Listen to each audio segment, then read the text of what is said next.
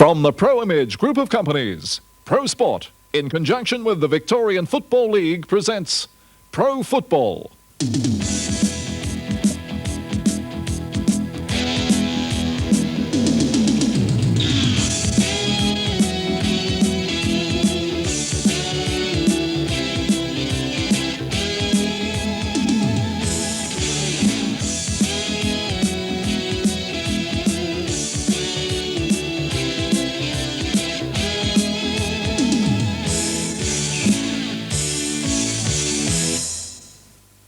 Hello and welcome once again to more great VFL action in pro football. This week we journey out in somewhat wintry conditions to Windy Hill, the home of Essendon, as they play host to St Kilda, the club that has yet to win a game in the 86 season. But there was plenty of pressure on the Bombers. After coach Kevin Sheedy failed in the State of Origin clash and a number of players injured, many people believed if ever St Kilda was going to have a chance of toppling the reigning champions, then this was going to be their opportunity. Well, let's go to Windy Hill now and see how they perform as we pick up play from the opening bounce with our commentators Ray White and former Hawthorn great of some 302 games, Don Scott.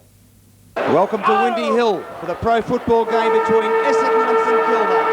My name's Ray White, and the commentary box with me is former Hawthorn captain Don Scott. Welcome, Don. Good, thanks, Ray. And in charge today we've got Dawler and Howlett, the umpires. We get underway here as nobody really can get the ball. Clark in there for Essendon, number 8. Can't get the ball out, and as usual, it stacks on the mill. Well, Don, for viewers not familiar with the Essendon ground, the right of the screen is called the Napier Street end, and that's the end that St Kilda's kicking to, and the left of the screen is called the school end, and that's the end the Bombers are kicking to. Don? Well, the conditions here, Ray, are well, they're not too bad for football, really. And love to the back there is Lockett. What a magnificent mark.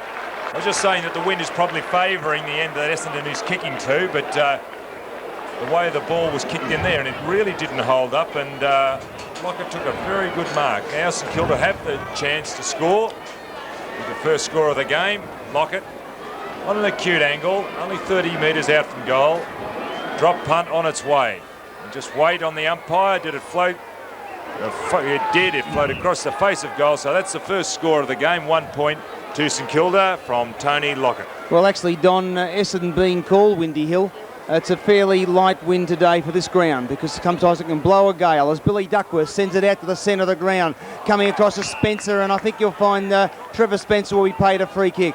Looking for the handball, slips over at the wrong time, gets it to Tony Elshaw, and Elshaw swings on the left foot and sends it up to the half-forward line, and the Bombers into attack for the first time. Roger Merritt couldn't get it. Coming through was Baker. The hand pass. St Kilda couldn't trap it. Clark coming in as big side bottom, and players will fall on top of it and will be a bounce.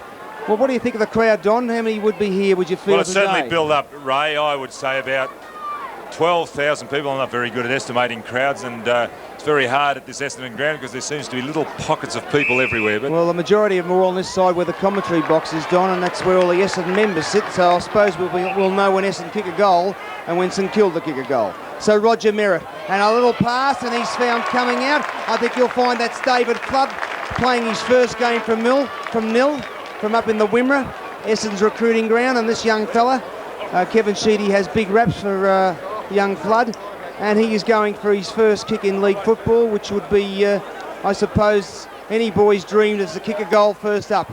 And he steers it right through the middle, and he's kicked his first goal, and Essendon's first goal, and his first kick in league football. So the Bombers go to 1 goal, 6 points, leading St Kilda yet to score. It's good to see all the Essendon players running up to congratulate young Flood. There's not too many players that have done that, kick with their first goal, first kick in league football a goal, and we just saw then a good pass from Roger Merritt over to David Flood, and David Flood registered Essendon's first goal, so 6 leading 1 point. Back in the centre here, side bottom, to do the work against Simon Madden. Nobody got that, it came down. Close players jumped into one another. We see number 1 there, Barker, over the top of the ball, and again, seems to be a feature of the play nowadays, another ball up. Well, certainly, Don, the Bombers will be favourites in this game, I'm sure. Premiers in the last 2 years, and being the wooden spoon holders in the last 2 years, but football's a funny game. And Essendon, after having a lot of their players in the State of Origin game on Tuesday night, Don, they might find that a few of them are sore, and they've lost Foles from the original selected side, and it could give St Kilda a bit of a chance. Well, that's right, Ray, and Essendon into the side. They've made a few changes. Flood, Spencer, Winton and Waterson, whilst out with injury. Danaher, Thompson, Salmons and Foles was a late-minute exclusion. Bailey and Banfield didn't take their places. Back under the ground here, that was a good tackle by young Clark. Ball out on the centre wing there. St Kilda pick it up. Number 51 there is Lamb, the half-back flanker, in towards centre-half forward. And players throwing themselves over. Again, it's a scrambly game as Keel gets a handball out. But nobody in particular. It's a good tackle by Baker, Leon Baker, and here will take the free kick for Essendon. Coming into the St Kilda side is Ford. Ford selected at centre-half forward to replace the injured Jones, and out go Owen, Cunningham, Cronin, and I just mentioned Jones as Merritt picks up into the centre going towards the half-forward flank, and Billy Duckworth taking a good mark for Essendon. Now Essendon start running through Donnell. Donnell, number 7, a number made famous by my ex-hero Billy Hutchinson, up towards full forward, and a kick quick off the pack. It's gone straight across the face of goal, left forward pocket. Essendon kicking to the school end, which is the left-hand end of our screen. St Kilda. Nobody can pick up the ball. Coming there is Rains, number 6, and yes, the umpire gave him reasonable time to play, and well tackled by St Kilda. Keel. Shocking handball, overrunning that was Frawley. 14, Elshaw. Back to David Whitty, another young fellow from Brighton Grammarians. Merritt to Clark. Clark looking down the ground, but there was just St Kilda players everywhere. 32, Andrew Jobling. Ducks around, goes across the face of goal. Change of direction of play, looking out there for Burns. Burns, number 11. Nobody around except Baker. Baker tempts Elphingston, number 33. And the ball on that outer wing. Brian Wood, number 2. Can he get away? Yes, he does. A handball. And across to the running Winton. And the ex-Richmond footballer, Brian Whitten, sends it up there, but coming in and a bit of a clash there, but I think you'll find that young Whitty has taken the mark. Well, he's been a good performer in his first year for St Kilda, and he sends the Saints down to the centre of the ground, but on his own is Simon Madden, and Simon Madden playing his 250th game for the Bombers this year. As he sends it up the centre half forward, Roger Merritt pushing out a bit Frawley, but the Bombers go forward, but coming out the back to clear it is McConville. He shoots it across the wing with Baker chasing it. The St Kilda player couldn't trap it there was young Jobling, and the ball will be, I'd say, no, it's not. Alan Ezard, the speedster, streaks away. He's got the goals open, has a little chip shot, and he's offline and through for 1 behind. So that takes Essendon on the 7-minute mark to 1 goal, 7 points. St Kilda 1 behind at Windy Hill in the pro football game here. So the Bombers, as number 11 for St Kilda is Burns. And the Bombers today actually are going for their 17th consecutive win home here at Windy Hill, a club record. And the last time they were beaten here at Windy Hill was in May 1984 by Footscray. So they've certainly got a very good record, but that may give St Kilda a bit of a chance because of the law of averages would have to give them a go. As Merritt clacks it on, but coming across nicely for St Kilda is Burns. Well, it's crap, but good play from young Spencer. Gets it to Merritt. Merritt to Clark. Stephen Clark, the handball to Neil Clark. He's got a little pass to Harvey. Harvey swings round, straightens up, and puts it through for the Bombers. So the Bombers' second goal on the board. Essendon, 2 goals, 13 points. St Kilda, 1 point. And that holds a 12-point lead to the Essendon at Windy Hill. Good play then from the Essendon forward line, Don. Well, the two Clarks combined there well, and Harvey by himself, he didn't look at goals, he just snapped it, went onto his right foot, snapped quickly towards goal, and it went straight through the centre. That's Harvey's first goal, and Essendon already taking a little grip at this stage as 13 plays 1. Back in the centre. Again, Madden, up high, into side bottom. No one can pick it up. Coming through is Barker. And Barker will get the free kick, holding the man. Trevor Barker, the St Kilda captain. Not a good kick, goes to centre half forward and just slipping over at the crucial time was forward, but Whitten took an easy chest mark. Donnell, another handball. Essendon starting to run the ball. Clark over to Hurd. Hurd back to Whitten, the initiator. Towards centre half forward, a low kick, and Frawley will hold up that Essendon attack. Frawley looking for Odgers. Odgers named in the back pocket. Clark on his mark, trying to play on. What a shocking handball. Barker, number 1. looking down the ground, lifted his head, a deliberate kick in towards centre half forward. The pack up, nobody. Over the back is young Peter Budge and goes towards goal, but offline and through for another point. So St Kilda move on, 2 points. Essendon 2-1-13, and we've played 10 minutes of this first quarter as Walsh kicks out. And who's he found? Duckworth. Bill Duckworth, the back pocket. Good play from Walsh as he starts the running from full back. Smothered, Peter Budge. Quickly onto his left foot, to no one in particular. Running there is Forshini, coming in is Duckworth, and Duckworth will see the ball over the boundary line in the left forward pocket, St Kilda's left forward pocket. Well, Essendon holding 11-point here, 11-point advantage at Windy Hill, and you got 31 as forward, the ex-Footscray player.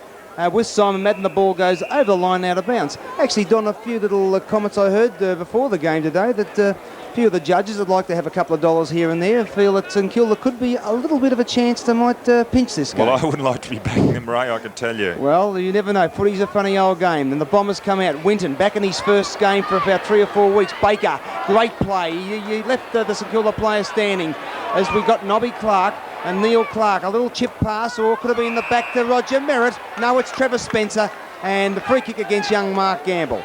Well, Spencer, Essendon have a lot of young players in the side today, but good play is Whitty. And Whitty clears it. Good play, but off line, and will send it over the line and out of bounds to the full. As I was saying, Essendon have quite a few young players in today. Flood, Winton, Spencer, because of the injury situation they have out here at Windy Hill.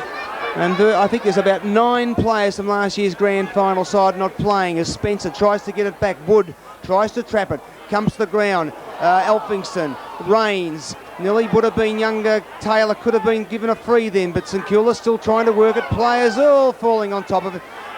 Cleared out there, taken by young Grant, but Winton playing a good game at centre half back. Sends it to the other side, but badly placed. Robert Elphingston, he's got time to put the hand pass, and St Kilda go forward. Clark at the back, taps it down. Duckworth backing up to Donnell. Donnell's got Baker if he wants him, and Baker says thank you. Takes his time on that centre wing. Harvey making the run back to Baker. Baker straightens up with a lovely pass to Tony Elshaw. Elshaw now goes around the St Kilda play to Hawker. Hawker straightens up and should put it through. Great goal, Essendon, and good running play from the Bombers, and that puts their 3rd goal on the board. Essendon 3 goals, 1, 19 points, leading St Kilda 2 points, and the Bombers creating a loose man very well then, Don.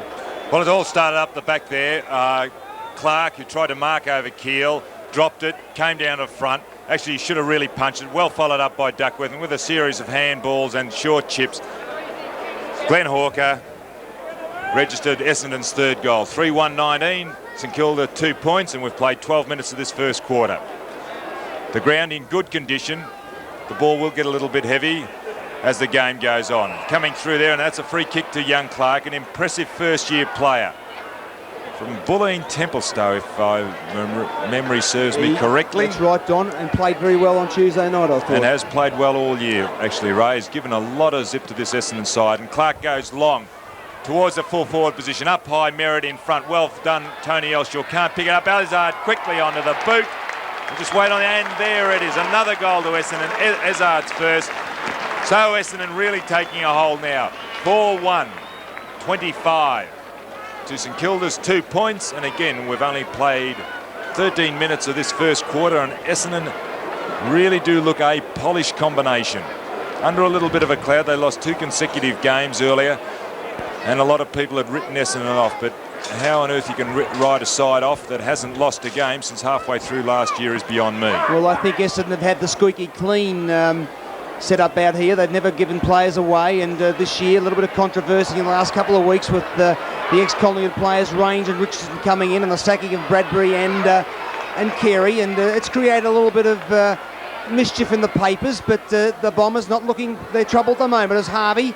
At the back is McConville, but coming around is Tony Elshaw, but just offline.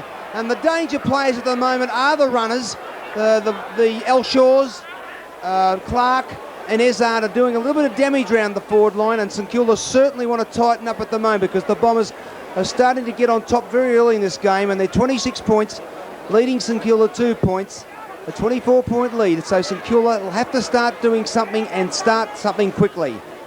as McConville sends it out to centre half-back on the half-back flank. Young Clark again, jobbling out there, chasing it with him. Clark again, players working at the wood. No one can get the play. Coming through is young Peter Budge, and the umpire has decided on a free kick to the St Kilda side. Well, the crowd has built a bit more, Don. There would look like there was not many out there in the outer, but now they've certainly coming in a little bit few more. So I'd say you might find around about 18,000 will settle for this crowd, Don. Well, in the first quarter, Winton's playing well as he cleared up there towards that centre-half forward position for Essendon. The ball kicked off the ground, leading in the race for the ball there. McConville for Essendon can't trap it. Ezard quickly onto his foot. And Ezard kicks his second goal. And Essendon really taking a hold here. 5-2, 32. St Kilda 2 solid 3 points. Well, Ezard looks like he's just limping a bit there, Don. I don't know if he's hurt his leg, but he's limping away from the trainers are coming up to see if he's okay. He looks all right. He's okay, but they're certainly causing the damage to the Essendon runners at the moment. Well, mate. the goal kickers for Essendon, Ezard has 2 and 1 each to Flood, Hawker and Harvey. And again, back in the centre. Good bounce by the umpire then. Well done, side bottom.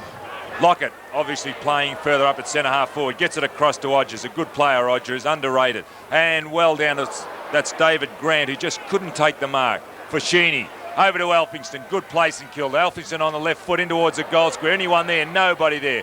Off Keel's hands and through for another point. And all St Kilda can seem to do at this stage is register points. It looks like Clark's injured there. Yes, he's not too good behind the goal square or behind that point post. Bring the ball in, Duckworth. Duckworth going short. But no, Burns over the back, can't pull it in. And again, the umpire will have to come in and ball up. Most important as this game goes on, the players play in front because the ball will get heavy today. And the ball's not bouncing as high there as we saw. Forward, good play. Forward. Clark, the injured player, picks the ball up onto his left over to Walsh. Walsh brings it back towards the centre over the back, Gamble, and that'll be a free kick to Trevor Spencer, the ex-Queenslander. And on the edge of the square, plays on quickly over to Elshaw. Elshaw, a lot of pace. Nice kick in towards centre-half forward, over the top of the pack. Merritt again in front. That's the position to play. Harvey there as well. Really nobody really interested in getting the ball out, and the umpire will have to come in and bounce. Left forward flank for Essendon. He's going to throw it up actually, so that gives you an idea that the ground is not that good as far as bouncing of the ball is concerned. An easy free kick picked out by the umpire, and good decision too to break up play. Gamble, the player from Frankston. His first year, a long kick. And really didn't look for anybody. It just went over the head, headed to the pack. Walsh coming through strongly. Tackle very well done by Ford. Ford, the ex-Footscray player, and playing his first game for St Kilda. Yes, Kevin Walsh, certainly an improved player and now a top player for Victoria. And interesting there, just sorry to cut you off. Lockett's gone off and he's gone into the dressing room, and Narkle coming on, we just saw. Sorry, Ray. Surprised, Don, or you think he was injured? Well, obviously is if he's gone straight up into the dressing room. Well, that was surprised. But young John Peter Budge, he's got Narkle, and Narkle will take a mark in the forward pocket. And I was just saying about Kevin Walsh 3 years ago here, was virtually laughed at by the Essendon supporters, and now he's probably one of the best footballs in Victoria, and he played a very good game in the State of Origin game on Tuesday night in South Australia, as Narkle, the ex-West Australian, just offline, but puts it behind on the board for the Saints. And at the coming up to the 17-minute mark here at Windy Hill, Essendon 5-32, leading St Kilda 4 points. There's Frankie Donnell over to Elshaw, the running Elshaw, back to Donnell. This could be silly. No, good play, lucky to get out of the ex-Queenslander, and he sends it well up the wing. Up the back, punching it away is Frawley, coming into the Bombers and working hard as usual as Roger Merritt, the Victorian captain, and the umpire coming across would be umpire, I'd say, Howlett, and he's decided to give the ball a bounce. Out of centre wing. Umpires all throwing it up now. Over the back there, side bottom. Has got a good spring, we saw it there, and there's free kick. Well done, umpire. They're breaking up the packs. We saw a shocking game last week where there were a lot of ball ups, and that's Frawley. And he goes down to that outer flank. Nobody can control the ball. Coming through, I think that was Winton, it was. Over to now a hand pass out to Barker. The St Kilda captain goes towards goal. What's he done with it? He's put it straight through. So there's the first goal to St Kilda. 1 goal for St Kilda, 10 points. However, Essendon's still leading 5-2, 32, and we've played 19 minutes of this first quarter. That was a good kick by Barker, well read off the pack. The ball came over the back of the pack and Barker running through, judged it, got the hand pass and sent a long one into goal. Well, Trevor Barker, probably the St Kilda's most experienced player. He's been at the club since 1975 and a lot of injuries he's had in that time. He probably well over the 200 game mark. He's played around about 190 games and has been an ornament to the game. As the St Kilda player there is Burns. Players trap it and he's decided a free kick will go to young Spencer, the other Queenslander in the Essendon side, and Spencer sending it forward. Ezard leading out and has taken the mark. Well, Jobling putting his hands on his head, but you've got to keep up with him, Don. That's too quick. inexperience for you. There was selfish play originally from Burns in the centre. He had Whitty there, or I think it was Whitty, he could have hand passed to, decided to go back, so they held up play. Then we saw the chip pass coming out to Ezard. Ezard in front of Jobling. Jobling dropped his head and allowed what we see now, a goal to young Clark, all because Jobling dropped his head, didn't concentrate, not putting the pressure on Ezard, and he spotted Clark further up the ground. So Essendon go further ahead. They are now 6-2, kicking very accurately, 38, and St Kilda 1-4-10, and we've played 20 minutes of this first quarter. Well, St Kilda still having trouble with the Essendon runners, the Clark, Ezard and Elshaw are causing the damage, and they've got to tighten up at the back, St Kilda, because this game is slowly slipping away from even at the 20-minute mark of the first quarter. As umpire Howlett to bounce the ball. Side bottom and Madden. Madden flicks it over the back. Can't trap it as Grant, and I think you'll find that it's Grant. No, it's Trevor Barker, the skipper, will get the free kick.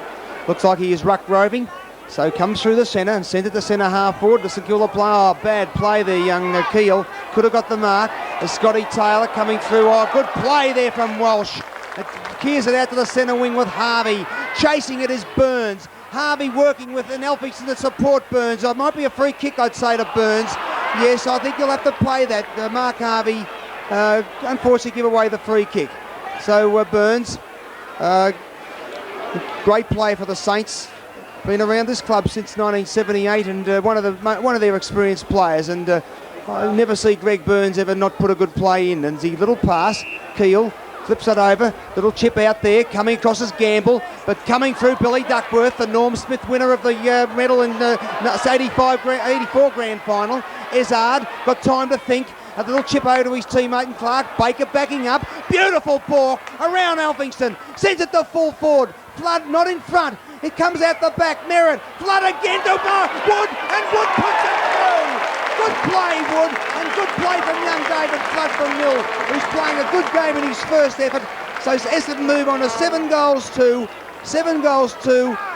the score 44, leading St Kilda 1-4-10. Well, it's already evident the skill that Essendon do possess. Skill in the way of they dispose of the ball, the way they're chipping the ball around, they are hitting their teammate further up the ground with either accurate hand pass or foot pass, and that was evident then. And this is the difference between the sides. It's already only 22 minutes of this first quarter, and the skill that Essendon possess as against St Kilda's endeavour is evident. Simon Madden, good hit out Madden. Burns towards centre half forward. Duckworth all on his own there. He's got players running past his sides. He's gone. Free kick against Billy Duckworth. He had Walsh running past, and that was selfish play. A little bit slow in the head, Billy Duckworth. And he's paying the penalty, and a little bit of abusive language there, I think. Or the ball wasn't returned quick enough, and a 15-metre penalty. You can't afford to do that. Kevin Walsh made great position, Don, didn't he? He ran past properly there. We see now lining up. St Kilda, the ball on its way, straight through the centre. We'll just pick that player up, Ray. I think it's Taylor, Don. Kane Taylor. Taylor, I'd say it would be 54. The players coming over to congratulate him, or is it Mark Gamble? Well, Taylor, only a young player, a couple of weeks ago. It's Kane Taylor, Don. He's come up into the seniors. And that's sorry, Taylor's first goal. St Kilda's second. Their goal kickers, Barker.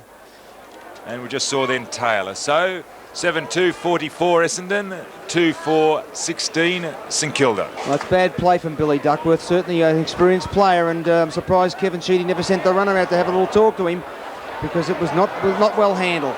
Now coming through now is Glenn Hawker. Oh, back looking for a young Taylor again.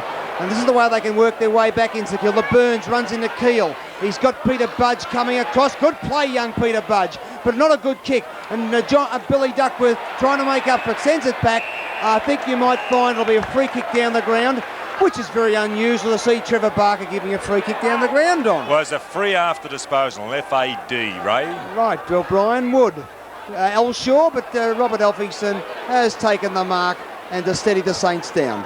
Elphingston this year trying to transfer to Richmond, but they were convinced he should stay here as Alistair Ford, the ex-Footscray player, flicks it over there to Hodges. Could it be a push there to the St Kilda forward player, but coming out the back is Donnell. He's got Clark making the position. Clark looking a bit better now than he did, but a good mark from Trevor Barker, who's playing a good game for the Saints. Well, he is playing a good game. Barker's been a little bit down on form. Not the brilliant Barker of the past, but he's been working very hard under the packs, doing a lot of strong things that weren't part of his game earlier as a young St Kilda player. The ball, a high ball, and a good St Kilda mark. We'll just wait on that player. It's Alistair Ford, the big centre-half forward, playing his first game. Number 31. Jeff Saru's old number. And Ford only 20 metres out from goal, directly in front. St Kilda have only kicked 2 goals, and Ford can register their third. It won't be a difficult kick. There's plenty of space between those goals. And only being 20 metres out from goal, distance will not be a problem. Usually an accurate kick. The ball on its way, and he hasn't let me down. Well done, Alistair Ford. A good, strong mark in front there. Takes St Kilda a goal closer. However, Essendon 7-2-44. St Kilda 3-4-12. Right on the 25-minute mark, and we're going into time on in this first quarter. Well, young Alistair Ford, the ex-Footscray player, and actually a few judges out at the Western Oval this year, commented that he was a player that Footscray shouldn't have let go. But in their wisdom, the Bulldogs have let him go, and he could be now trying to establish himself a career at the St Kilda club, with Warren Jones unfortunately being out injured today. So we've got Lamb at full forward, named it on the half-back flank because of that injury to Lockett. Lamb has gone from the half-back flank to full forward, and Walsh has picked him up. Well, that's side bottom in the ruck for the first time this year after starting off slow with an injury. Mark Gamble, who's been a good player in his first year, flicks it down there, but Kevin Walsh could have been a free to Kevin on the shoulder. And the umpires played the advantage rule, sending it up there. Whitty couldn't trap it. Harvey, he's outnumbered by about 5 St Kilda players, but he's in there working to Glenn Hawker. There's Essendon dangerous again to the danger main Clark. And little Clark straightens up, a little chip over here, looking for is Jobling in front of Izzard. Coming across there is Flood. And the St Kilda side will come out of the attack, and could have been a 15-yard against Simon Madden. No, to side bottom. Side bottom, to Barker, and as Don said, working, doing the hard things today in the mud centre. Sends it down to centre half forward, and Kane Taylor on his own. And Brian Wood letting the young fella get on his own and taking the mark. Well, Taylor coming up to time on, and Essendon holding a 22-point lead. And this young fella certainly looking at a good prospect for the Saints, and got the right coloured hair to be noticed by the judges. And he kicks a little kick, and I tell you what, he's put it right through the middle, Don. Great kick from Kane Taylor. Bad defensive play by the Bombers, so it takes St Kilda to 4 goals for 28, trailing Essendon 7-2-44. Well, that's Cut Taylor's second goal. The first was a magnificent tackle on Duckworth, and Brian Wood let him go there, so that was an easier mark. But what a magnificent kick off the boot. He was some 50 metres out on a 45-degree angle, and as soon as it left the boot, you could tell it was a goal. Well done, young Kane Taylor. Madden and side bottom. Side bottom's actually doing very well in the ruck, and that'll be a good contest there today. Both players jumping that little earlier, both skilled players, and both do possess a good leap. Madden a little bit more experienced, has got a little bit more flair as far as a ruckman is concerned. That was a bad bounce there. Getting it out, Baker, a high kick, and Gamble will take a good mark and is playing very, very well. Gamble, who's picked up Spencer. You can see Spencer on the mark. goes. A shocking kick in towards centre-half forward, and getting away and slipping over the wrong time is Duckworth, and Elphingston going towards goal. Can they get back? No. Lamb, he does trap it. Well done, Lamb. A good kick over the left shoulder. Hanson Kilda have kicked their 5th goal. Well done, Lamb, that named on the half-back flanks, gone down to full forward. A big, tall lad there we see on screen, number 51. Essendon 7-2, 44. And St Kilda coming back. They certainly make a liar of you, because I thought Essendon would take a hold of this game. St Kilda 5-4, 34, and we've played 29 minutes of this first quarter. Well, not taking anything away from the Saints, but Essendon seem to have just lost a bit of concentration in the last 10 minutes, and these young St Kilda players have grabbed the opportunity of getting the score on the board, and it's a high-scoring game, 12 goals in the first quarter, and this is good. St Kilda are working their way back into this game, and it's good to see it as Barker once again, having a dirty day, Billy Duckworth. He's having a dirty day. Shane Hurd out there hasn't been seen since the game started. Good play there by Clark, who looked like he was coming off to Harvey. And Mark Harvey, half-back flank, sending it up there. At the front is Spencer, just couldn't grab it. Rains hasn't been seen, could have been a free kick to Whitty, and the players all fall on top of it and will be a ball up. Well, Brian Wood's gone off the ground. Obvious that mistake has been spotted, and that was a disciplinary action, and coming onto the ground is Waterson. So Waterson has gone on to Kane Taylor, number 54. Well, I think Billy Duckworth, if they're going to have discipline, should have pulled him off, because he is having a bit of a dirty day and not playing well, Bill Duckworth. There's young Whitty. He's got a good pass over to Jobling, and Jobling making the position, streams through the centre and sends it down to centre half forward. He's on his own, Lamb, but coming to support Walsh is Winton, and Winton's got Hawker on his own. Can he get the ball for it goes out of bounds? Yes, he's trapped it over the top of Jobling to Leon Baker, and Baker just couldn't get to it. Grant in there to support is Elphingston. Harvey, the handball, under pressure. St Kilda clearing it out. Elphingston again. And really a good mark there from young Taylor as the players will descend on it. No one can advantage for Sheedy. His first touch. Good play Good there, smother. Essendon. Good smother. That's a little chip pass. Flood over the top. Can he get it, Essard? But he can't. And the ball will go over the line and out of bounds in the forward pocket. Well, that was a magnificent smother by Essendon there. And that is the reason why the ball's in the right forward pocket. Little things like that. The player who did that smother was Winton. Now the ball thrown in. Going to no one in particular. Whitty overran the ball. Coming onto it there is Odgers. Gets tackled after. No, the umpire says it wasn't a free kick, and beating side bottom over the line and to be thrown in. 20 metres in favour of Essendon on the centre wing. Side bottom, number 2, to do the ruck work against Spencer, number 23, and the ball beats Shane Hurd over the line to be thrown in. You noticed, Don, that Kevin Sheedy standing there on the boundary, you're watching the game, and he sent his runner Gerald Betts out there with another message. He's got him working pretty well overtime, so he may be a little bit concerned that Essendon have lost a bit of concentration, Don. So quarter time here at Windy Hill. Essendon 7-2, 44, leading St Kilda 5-4, 34, a 10-point lead at Windy Hill. 10-point advantage in favour of Essendon. Essendon kicking to the right of our screen. Madden and side bottom. Probably ruck unchanged. A bad bounce picked up by Barker. Has been a good player across to Burns. Donnell stopped that attack. Hawker. A short pass out towards Harvey. And Essendon have got players running everywhere, and they chip and handball very well. Now Harvey, he'll have to go long. He does. In towards full forward there. The pack, no, doesn't go. Only 2 up. It's balls on the ground. Nobody can get it out. Players will throw themselves on top and try and hold the ball up, which they do. The only sensible thing to do when you've got a number of defenders who outnumber the forwards. And the umpire has to come in and bounce it up. Side bottom over the back. Players, a lot of players around the ball there. Trying to pick it up was Essendon's Ezard. He can't. It's kicked off the ground. Madden. Elshaw. A hand pass across to Clark. Clark been a good player in the first quarter. A high ball towards full forward. Frawley over the back. Punches it down onto it quickly. Was Flood onto 23. Spencer, I think he's kicked it. He has. Trevor Spencer, the ex-Queenslander. Young David Flood. Playing well. at the full forward position, has set up a number of hand passes, 4 goals, and Essendon now 8-2-50.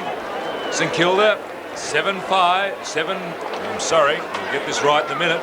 5-4-34, and we've only played 2 minutes of this second quarter. Well, young David Flood getting his chance today, and probably wouldn't have had that opportunity with the injuries that Essendon have had.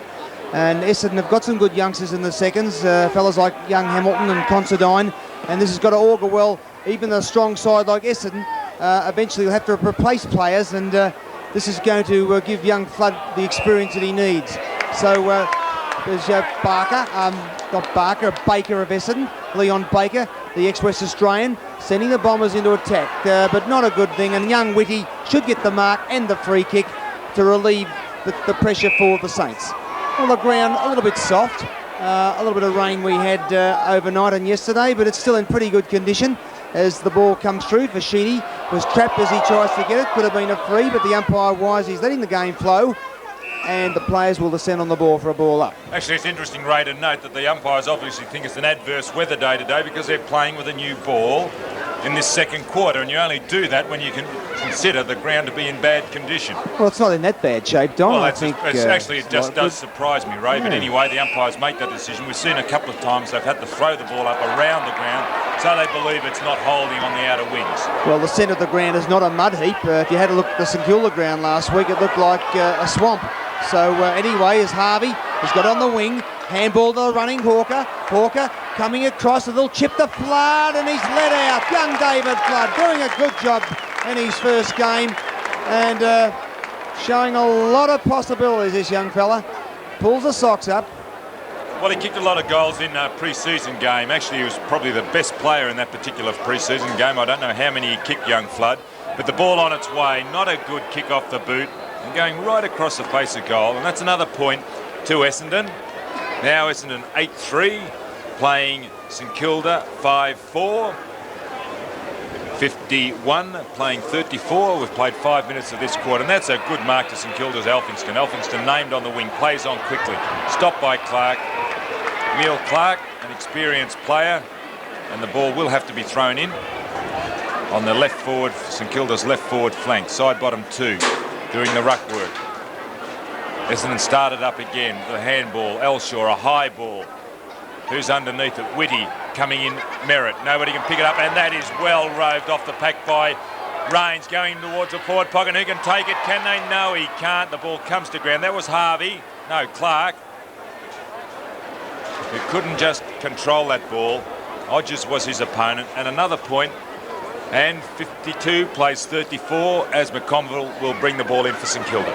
Okay, Keel and Clark punched away. Harvey to support. Good play, young Keel. He worked that away, and Peter Budds takes the ball and gets it out of bounds in front of the Essendon social stand on the member side of the ground. Well, the Bombers 52, St Kilda 34, and as the Saints are not overawed by this occasion here today, and they're certainly giving a good account of themselves. The side bottom gives a free kick away to Trevor Spencer, and Spencer gets the free.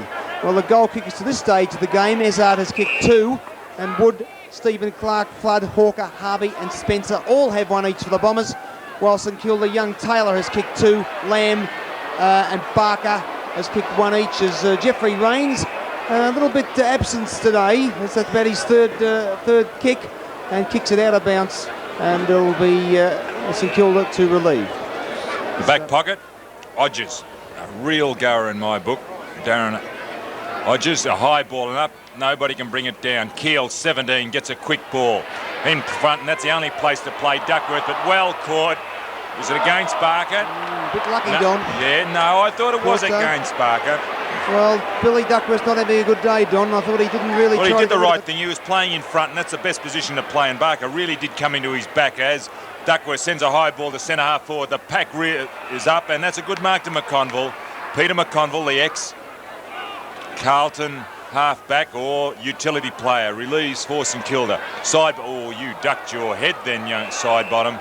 He had the ball and ducked his head right at the crucial moment. Alan Sidebottom, you cannot afford to do that. Well, they're lucky there because the ball will have to be bounced. Madden to do it against Sidebottom. Madden gets it out. Clark, Donnell, number 7. in towards centre forward. Ezard was letting it go there and then decided he'd take it. He had a real look around there, Alan Ezard. I don't think he knew he had it initially, Don, do you? Well, I think he just stuck the hands up there. He's waiting for the big fellows to come. He was roving the pack. And then he decided, well, I better go for it. Stuck the hands up and they stuck. But he was in front, and that's the position you've got to be in, getting away from Jobling. The ball on its way, and it's going to drift across the face of goal. So there's another point. Essendon's fifth. 8-5. Playing 5-4. 53 Essendon.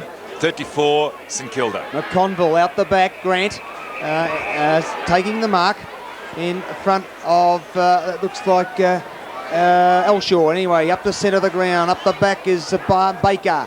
It comes out quickly. Donnell to clear it if he can get it. He can't trap it. Could have been a free against Narka, but the umpire says Barker, a good play today. In front is Taylor coming across. He's got the chance. No, he couldn't do it, young Lamb. And the two youngsters, Lamb and Taylor, are doing a very good job up there and are giving St Kilda something to attack to. Also, the player also doing a good job and setting an example is Barker. This is the best I've seen Barker play for a while. He was the player who sent that ball up forward. I agree, Don. He has not really played that well this year, but his experience surely to goodness would be keeping him in good stead for this young side as the umpire comes over and says to all the fellas, let's give it a ball up as Chris Waterson hands the ball back to umpire Howlett. The ball in the right forward pocket, St Kilda's right forward pocket. Actually, the umpire bounced it then. Nobody can get the ball out. And again, another well done umpire. The umpires in the past have been balling it up in that situation there, but the break-up packs, he is giving the player at least a chance who is going in after the ball, and it's aiding to breaking up packs as Essendon change direction of play. Donnell runs straight across goal. Up over the back, Madden can't take it. Keel can't control it. Oh, that was Tiggy Touchwood. That was real Tiggy Touchwood stuff. Keel plays on quickly to side bottom. No, the umpire says you've got to come back and kick over your mark, Peter Keel. Now Essendon are able to regroup. Jobling off and Dwyer on. Dwyer, a young player playing in his first game. Jobling, who has been trying to control Alan Ezard as Madden. Very mobile ruckman, goes down centre forward looking for Merritt, and in front, but taking a good mark and using his body well is Danny Frawley. Frawley was named in the state squad, however didn't get a game last Tuesday night, goes long. Right forward pocket for St Kilda. In front there is Taylor it was. Under a lot of pressure there. No, actually that was Lamb, I'm sorry, they both look alike. Lamb number 51 and Taylor 54 for St Kilda, but they both got blonde hair. And the umpire is going to throw it in on the right forward flank. St Kilda's right forward flank. Okay, the umpire sends it in with Ford and Madden. Donnell coming in for the punch. Taken there by Clark. Sends it up to centre half, or in the centre of the ground. And side bottom has taken a mark with Trevor Spencer coming in a little bit late and might find he might get a little bit of yardage here, as he will. Young Trevor Spencer should learn this. Once the mark's been played, let it go on. Oh, gee, it could have been a little bit after, but the player, nearly taken by Barker. But the bomber's out the back through Duckworth. He's got Elshaw, Harvey. Flick it over the top you can. No, he's got the hand pass to Hawker. Hawker can't control it. Now gets it trapped on the half-back flank. Now Elshaw, he's got the running Baker. He's had one bounce. Looks who's he got the lead, the Flood. Flood shoots out and got the mark, young Davey Flood. Good play, Essendon, and good play from Tony Elshaw. Flood plays on to Baker, but no, he couldn't just get it, and the Saints could come out the back through Odgers. Up there, punched away. St Kilda, Madden tries to bend down, flicks it on. It's Winton, sorry. Flood coming through his range. Good play to Flood. Balks around, tries to get the hand pass, but side bottom gets it back. And young Gamble clears it out the back. And St Kilda relieve, but Frankie Donnell should be a push. He's playing a great game, Frank Donnell, and he relieves. A pass to Duckworth. Duckworth in the centre, looks around, says I got the clearance, and sends it through down to the forward line. Flood again. Good mark there from St Kilda to relieve. It would be Odgers or Frawley, Don. No, actually. Is it not either? It's neither. It's Peter not, McConville. Peter McConville. Third time lucky. Well, McConville. Getting a bit carried away with the call, Don. Hand pass across the side bottom. Narkle in the headgear. Up to Peter Budge, and he'll take a good mark. An impressive young player, Peter Budge. Played in the state team. for juniors a couple of years ago, and a player with a lot of ability. Goes quickly into Barker. Barker playing well, as you not usual, playing well today. And well done, Kevin Walsh. Tackle there by Lamb. Play on, says the umpire. Out to Alan Ezard. Across to Baker. Baker, a chip. Who's he found? He has Harvey. And Harvey slowing up play. No, he's not there. All by himself is Elshaw. And Elshaw getting away from the St Kilda backmen. Darren Hodges running off the mark now. Now, obviously, Elshaw believes he's in kicking range and is really a good kick for a little fellow. 40 metres out from goal, more or less directly in front, so you'll see a ton of daylight between those big goal sticks of a high ball floating across the face of goal. The accuracy was a problem, distance wasn't. So that's another point to Essendon. 8-6, 54. St Kilda 5-4, 34. And we've played 13-minute marks of this pro football game, coming to you from Windy Hill. And Tony Lockett's coming back onto the ground out of the dressing room, so it'll be interesting to see if he retains his place. Well, as you said, Don, Tony Elshaw, normally a good kick for goal, but he kicks his goals better on the run than the set shots, as Hawker could have been a little bit of Roger Merritt. And Roger really has been a little bit quiet today, Don, for Big Roger. He hasn't looked like he's struggled. Well, he's doing the right thing. He's playing in front. You know, you can't do any more. You have your good days, you have your bad days, and we can see Lockett warming up, and he doesn't look too good. The right knee heavily bandaged, as we see Merritt. 45-degree angle. About 45 metres from goal. And Roger believes he's in kicking distance. The ball on its way. It's a nice looking kick. We'll wait on the umpire. Well, the crowd have acknowledged it, and now the umpire has.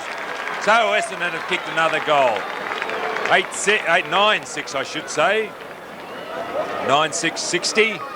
St Kilda 5-4, 34. And Roger Merritt has kicked his first goal. Essendon goal kickers. Ezard has 2, 1 each to Clark, Trevor Spencer, Roger Merritt, who just kicked that, David Flood, Glenn Hawker and Mark Harvey, whilst for St Kilda, Barker and Lamb have 1 each and Kane Taylor 2. Well, I guess we expect to see Roger dominating the game all the time, because Roger Merritt's been a great player at Windy Hill since 78, and the last couple of years has become a leader in this club and proved it by being captain of the Victorian side on Whitty's Tuesday gone night. to full forward for St Kilda, and Lamb onto the half-back flank, picking up Harvey. Right, Madden, Hawker, got time, kicks it out. Narkle, the helmet of Narkle. Oh, and he's lost his helmet. He's lost his helmet. He mightn't lose his sponsorship from the bike velodrome, Don. They've flipped that off him. And Alan Sidebottom's got his hands on it there, Don. I wonder if those helmets are any good sometimes. Well, obviously Narkle doesn't. He must have suffered a lot of head injuries earlier in his career. Not a good kick, and it's thrown him off the ball a bit as Baker. But coming through is young Keel. Good play, little chip, but Waterson. Oh no, bad play. Could have taken the mark. Taylor, and Taylor will get the free kick, and that's bad play, Waterson. And a free kick to Taylor, who now is limping. Actually, the idea was all right to play on quickly, but it was an underground hand pass, a tunnel ball type hand pass, and St Kilda retained the possession, and Taylor, can he kick his third goal? Kick on its way. It's going up to full forward. The Packs set themselves. The ball comes to the ground. Clark, number 12, he's under the pack. He'll have to get the free. No, the umpire says play on. I thought he was legged there, and the umpire will come in and bounce the ball. Well, Stephen Clark read it well. He's an impressive young player, Stephen Clark. The ball only 20 metres out for the St Kilda goal. Forward. Madden got it over the back. Good smother, Stephen Clark. That's a neck. Play on, says Trevor. The umpire, and Trevor Barker does so. Actually, the umpire should have paid around the neck there to Barker, but he paid the advantage, so another point to St Kilda. 60 playing 35, and we've played 16 minutes of this second quarter. Duckworth. Coming through is Trevor Spencer. He had to sit, and a good mark. Players held on the ground as Spencer goes up towards centre wing. Over the back is Lamb. Lamb across to McConville. McConville runs in towards centre, looking for Barker, who's up, and what a magnificent, that's Robert Elphingston, a magnificent mark. Got to sit there over Rains, and Elphingston will take the kick. Now Rains has been retarded. 15-metre penalty against Rains. A good kick. Will it make that distance? I think it has. Robert Elphingston, you've kicked yourself a goal. Well, Jeffrey Rain's bad play then. He did come in behind Elphiston, and the umpire was very quick onto that, and it was good umpiring, and the extra 15 yardage was given to Robert Elphiston, and that gave him that extra distance to get the goal on. Well, 9-6 playing 60, Ray. 9-6 playing 60, I should say. 9-6, 60 Essendon. 6-5, 41 St Kilda. And actually, that was a good kick. It didn't look a good kick off the beat. It was a torpedo. It was from the edge of the square. That's some 50, 55, 60 metres out, but it went straight through the centre. It was a good kick. Well, your old mate Doug Wade always said the torpedo punts are the ones to kick for distance. This is Sybottom and Madden. Barker, Winton flips it back. Good play. It might have been a bit of a fluke, but he got it to Rains, and Rains kicking it down to centre half forward. Narkle, oh, nearly a mark to Ezard, but he's going to give it the man in front. You have to play the man in front.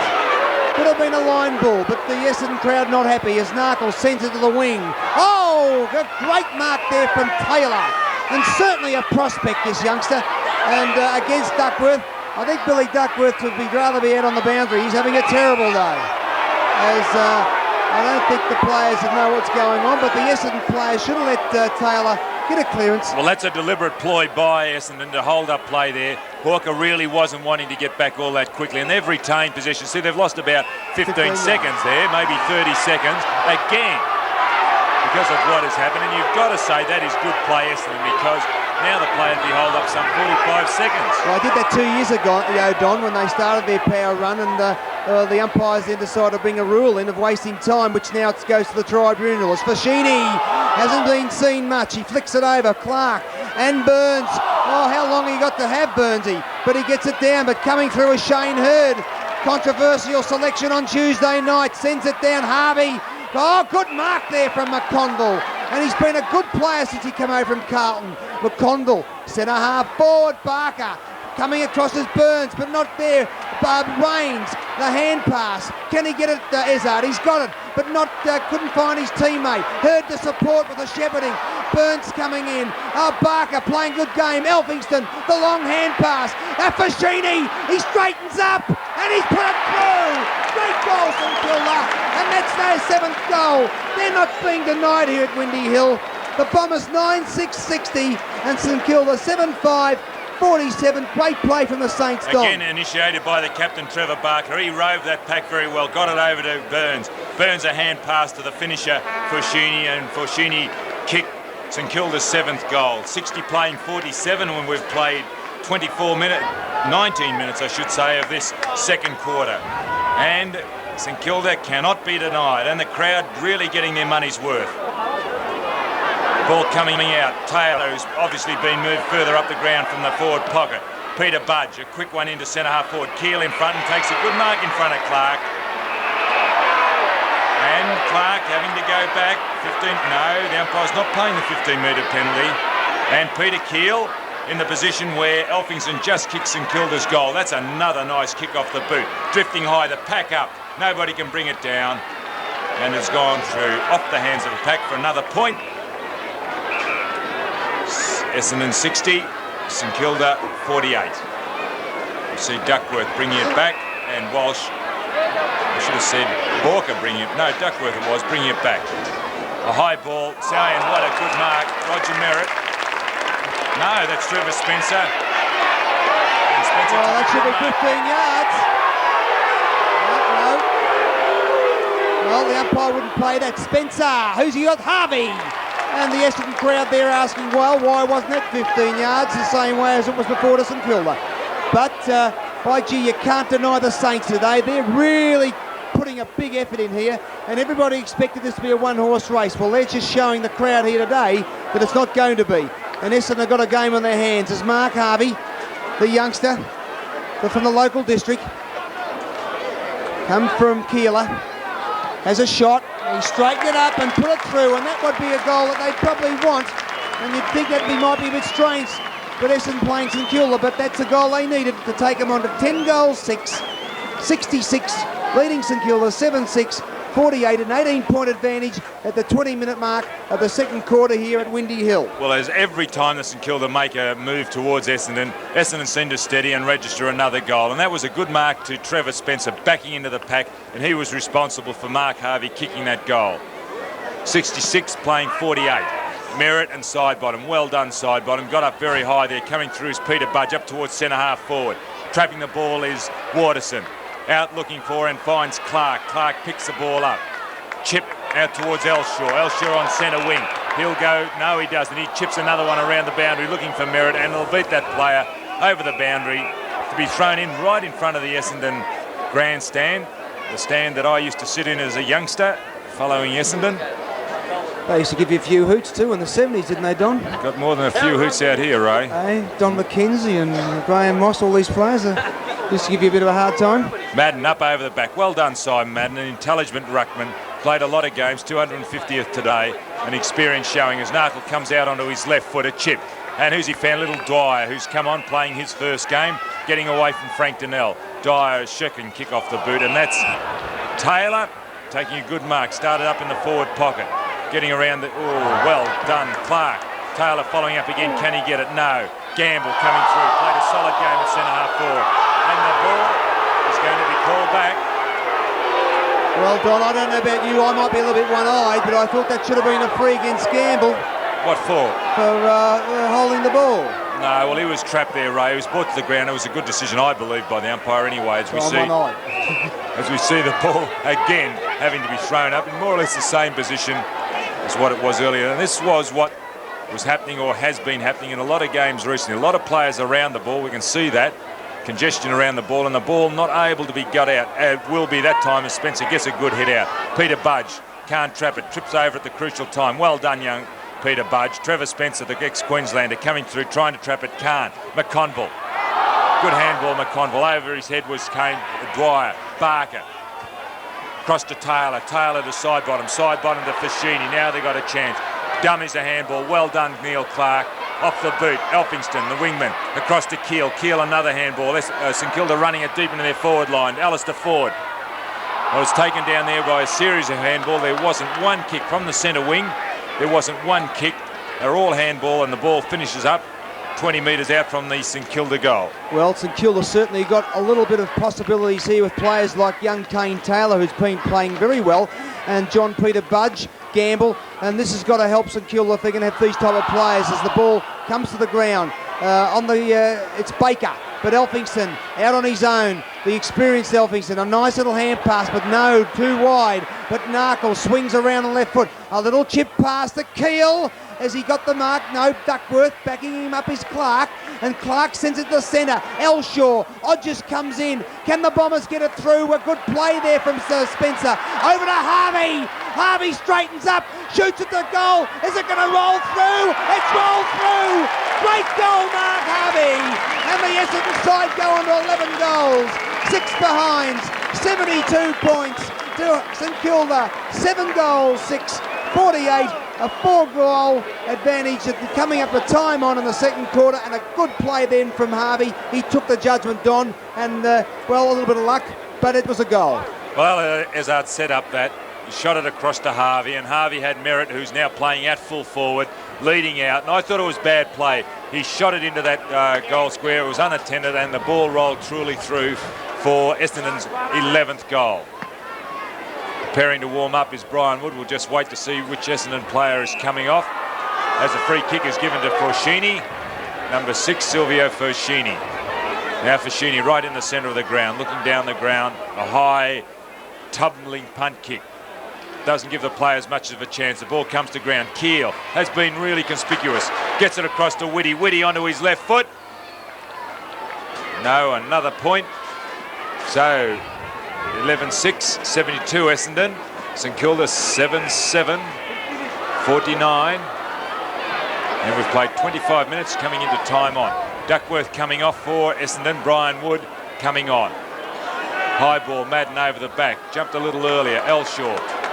Well, as he's going off, Duckworth picks up a kick for himself. Sends the ball into centre half forward. Merritt over the back. Got into the back of Narkle. Narkle's injured. Ball played on quickly. Elphingston, big player on the wing, going down towards the centre, and well done. Who's that in front? David Grant would have to be, because he is a high flyer. The ruck rover for St Kilda. Goes onto the left foot, plays on quickly towards centre half forward. Fashini in front, forward. Nothing can bring the ball down. It's Going to be held. It was held to Neil Clark, by Neil Clark. Held to Peter Keel, and Keel really not given the opportunity to get rid of the ball, so consequently the umpire has got to bounce it at the centre half forward position. Okay, Madden and forward, and swooping through is Jeffrey Rains and sends it to centre half forward. You've got Narkle, but the speeds are Alan Izzard, and actually for his size is a sensational mark. Sprints away from him. Great play, Izzard. Straightens up on the right foot. What's he done? Magnificent football, Alan Izzard. Oh, great play. He can take a mark. Side bottom looked at Narkle, and off went Izzard. Don, great football from the young speedster. Well, that's typical of what St Kilda do. We've seen Jobley make the same mistake on the mark, and that's the experience, or inexperience, I should say.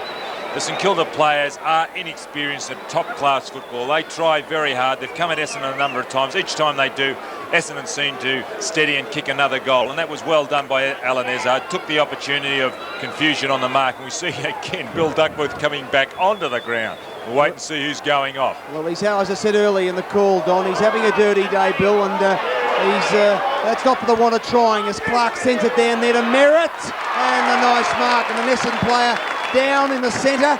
I can't pick him up. Looks like Stephen Clark. Clark, he's holding his head. The trainers, Simon Madden, suggesting to come out to call to him. Darren Hodges came through pretty hard then, Ray, and went through the pack and hit Simon Clark, and Clark doesn't look too good. Holding his head, but back to the play. Roger Merritt, a little chip on the pocket, and that's a great goal, Roger Merritt. And those goals, well, when we were kids, John Coleman, the famous John Coleman, used to kick a lot of goals from that pocket, and this Windy Hill ground has certainly seen some great players, and I think in the future they'll be saying Roger Merritt was one of those champions. Well, it doesn't look good. Just sorry to cut you off there with the play coming back. Now they'll have to hold play up here, the umpires, because Clark doesn't look too good. Could be concussed badly, I'd say. I think he would be. The trainers there have got him on his side. Dr. Bruce Reid out there, the Essendon doctor, leaning Actually, he's over. an ex-Hawthorn player. I played with Bruce Reid, and a very courageous rover, Reid. He went off to Preston. Preston played in their premiership sides in 68-69 under the ex-Hawthorn player Alan Joyce, I think, Don. That's right, Ray, but Clark doesn't look too good.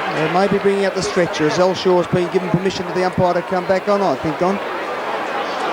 Well, that's bad luck for Essendon and young Clark, because he was playing very well, and got a lot of time for this young fellow. I think Brownless is one that will come in for contention for Recruit of the Year, and I believe Clark would be right behind him, if not well up there with Brownless. He played very, very well on Tuesday night. He's got a ton of class for a young fellow, and it's bad luck to see this happen. Darren Hodges came through very, very hard, and it was legitimate. And it's unfortunate to see things like this happen, but that's football. That's why people come along. They don't like to see the physical stuff, but it's part and parcel of the game. And this crowd of some 15-odd thousand, 12 to 15,000. Well, it's adding another injury to the Essendon list, although I suppose he'll have a sore head tomorrow, and the rule of the game is if you have concussion, you'll miss next week's game. Actually, it's good to see these type of stretchers being used now, Ray. In the old days, they used to lift the player up, but the way they do it now is that these slats, if we can just pan across to the stretcher, there we have the stretcher on camera there now, and Bruce is, Dr. Bruce Reid, undoing all the slats. Now these slats will be slipped underneath the player, then the rectangle will be either placed around, or maybe they place the rectangle around there first. We can see this done. So the player really is not moved. He is lifted straight up onto the stretcher. See the rectangle going around. Now they will feed the slats underneath the player. So very, very important if a player may have a neck injury. You don't know whether a player is paralysed or whatever, and if you do move them in that situation, you can do further damage. But the way they'll do it now, and we'll see this, it's unfortunate, and it's a horrible feeling, I can tell you, laying on that ground, waiting for trainers to come out and fix you up, and you just wish you could get back into the dressing room and get the proper attention. But the trainers are out there now, and they were pretty quick on the scene, actually. And now they're feeding it underneath us. What do you think he's got? He's knocked out cold? Well, I don't think he's knocked out cold. I think we saw movement there before, but the position they've got him in is a rest position. Yeah, he's been concussed. He wouldn't be feeling too good there. Could be the neck. area. But, well, we don't know, do we? no. But it's unfortunate for Essendon too, because it does slow down their run-on that they did have. St Kilda are able to regroup, whether they're experienced enough. 13-6-84. St Kilda 7-7-49. And this quarter, we've played 32 minutes, but a lot of that would be because of the injury to Stephen Clark. Clark in his first year from Bulleen Templestowe. Bulleen Templestowe responsible for a lot of other good players. One that I played with was Terry Wallace, who was tied to Fitzroy. And Terry started his career at Bulleen Templestowe. Actually, Don, I think 85 he played 4 games. He has had... Oh, has he really? He has previously played, Don, last year. Well, obviously he can't come under contention as recruit of the year, but he certainly is a big improver. Well, he'd have to qualify for the big improver of the year. Well, they bought him, I believe he was in the under-19s, I think, and he left the club, as you say, went to Bulleen Templestowe. Or he played here, and they got him to come back last year, and he's establishing himself now as one of the top rovers in the league. But sadly, at the moment, he's something you look back on his career and say, well, this happened to me in round 8. And unfortunately, now the trainers have lifted him up and the crowd giving him a hand. As Don said, these things happen in football. Accidents do happen. When you've got 36 footballs running at one another at the speed they play at these days, these things just unfortunately and these happen. are isolated incidents too, Ray. Maybe years ago there might have been 1 or 2 more, but nowadays they are isolated incidents because it's a very offensive game, and that was unfortunate. But what happened there, we can see now. Well, let's just hope he's got a bad headache, that's all. As you can see on the screen, well, I think he's all right. All right. The eyes are moving. He may be just not well.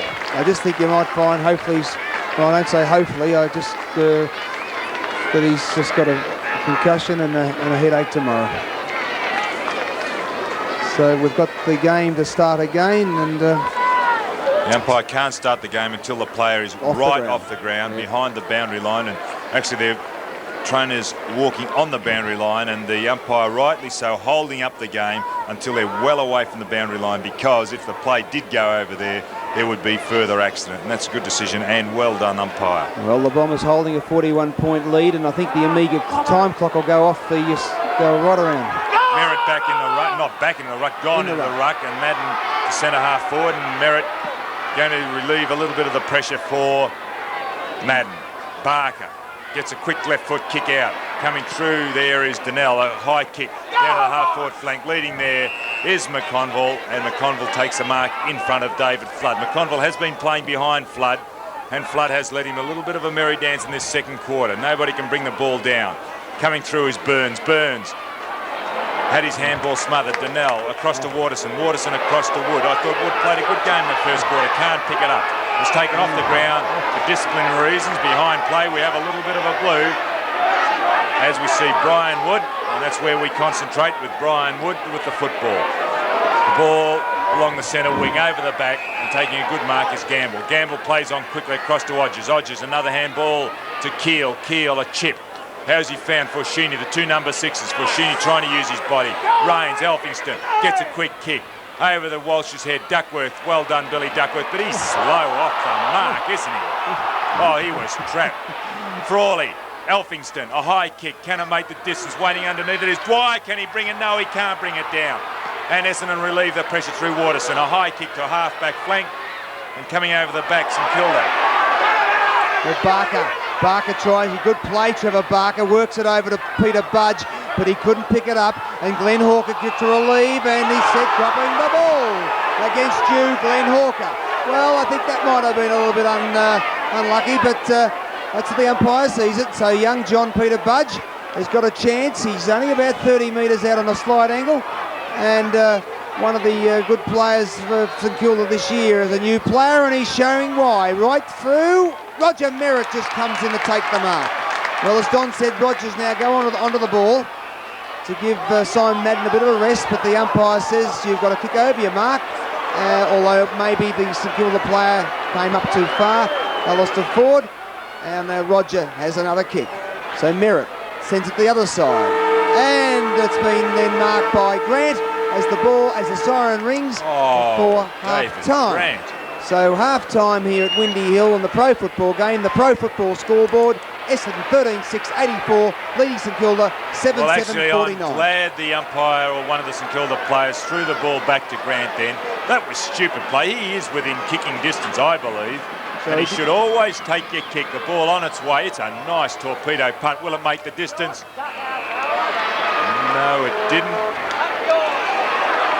And so same as you were, Don. We stay as we were, but you always should take your kick, as we just see at half-time. Essendon 13-6-84, St Kilda 7-7-49.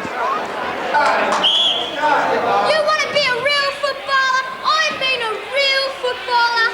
You've got to look like a real footballer. You've got to go for the mark. The VFL mark. Go for the mark. Go for the mark. Go for the VFL mark at leading stores. Real footy gear, real footy accessories, real footy supporters gear too, in all club colours and badges. Go for the mark. Go for the mark. Go for the mark. Go for the VFL mark at leading stores.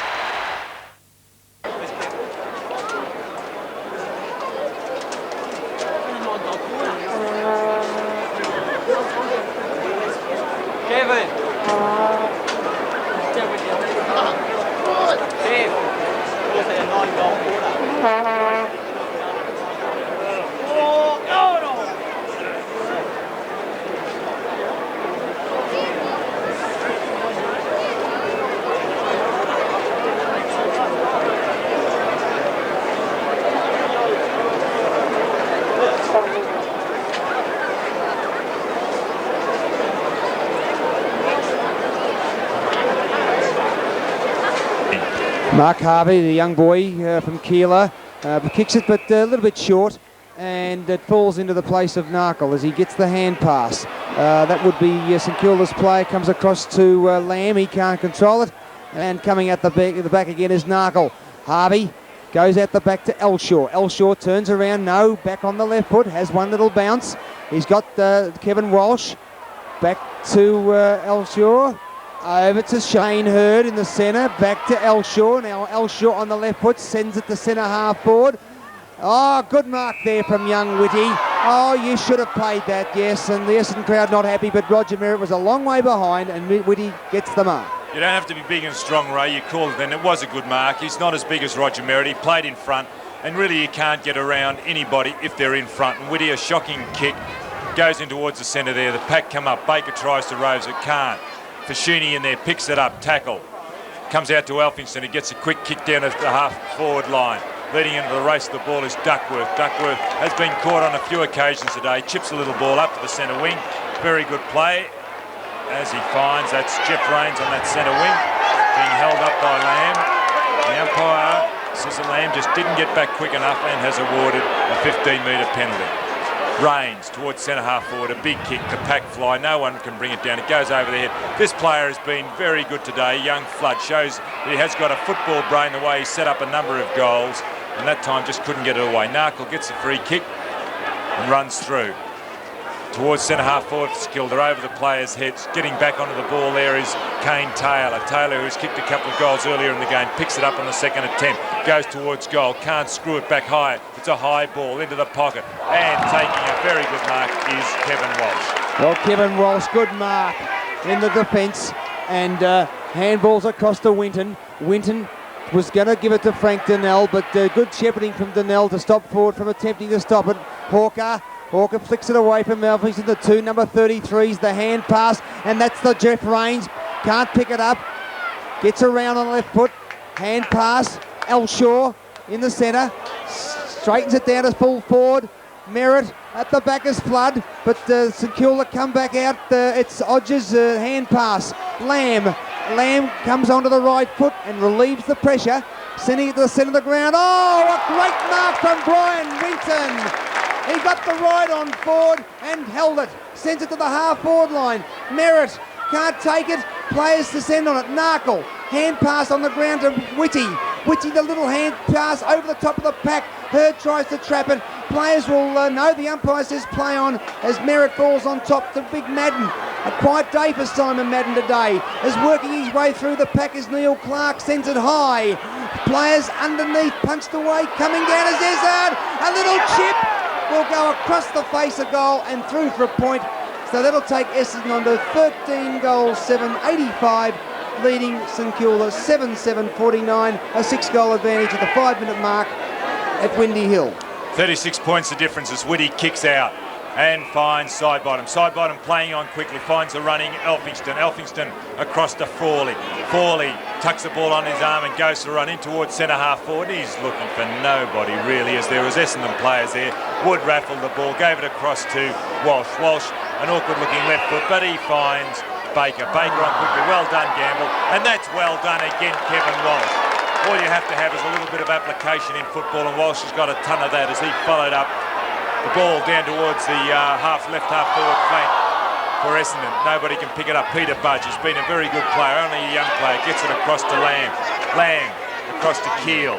Keel in towards the centre, and that was another shocking kick off the boot as Baker. Baker, to probably, I reckon, nearly the best man on the ground. Winton, centre half back, a high kick, and Whitty playing strongly. Plays on quickly. That was bad play. McConville uses strength, gets away.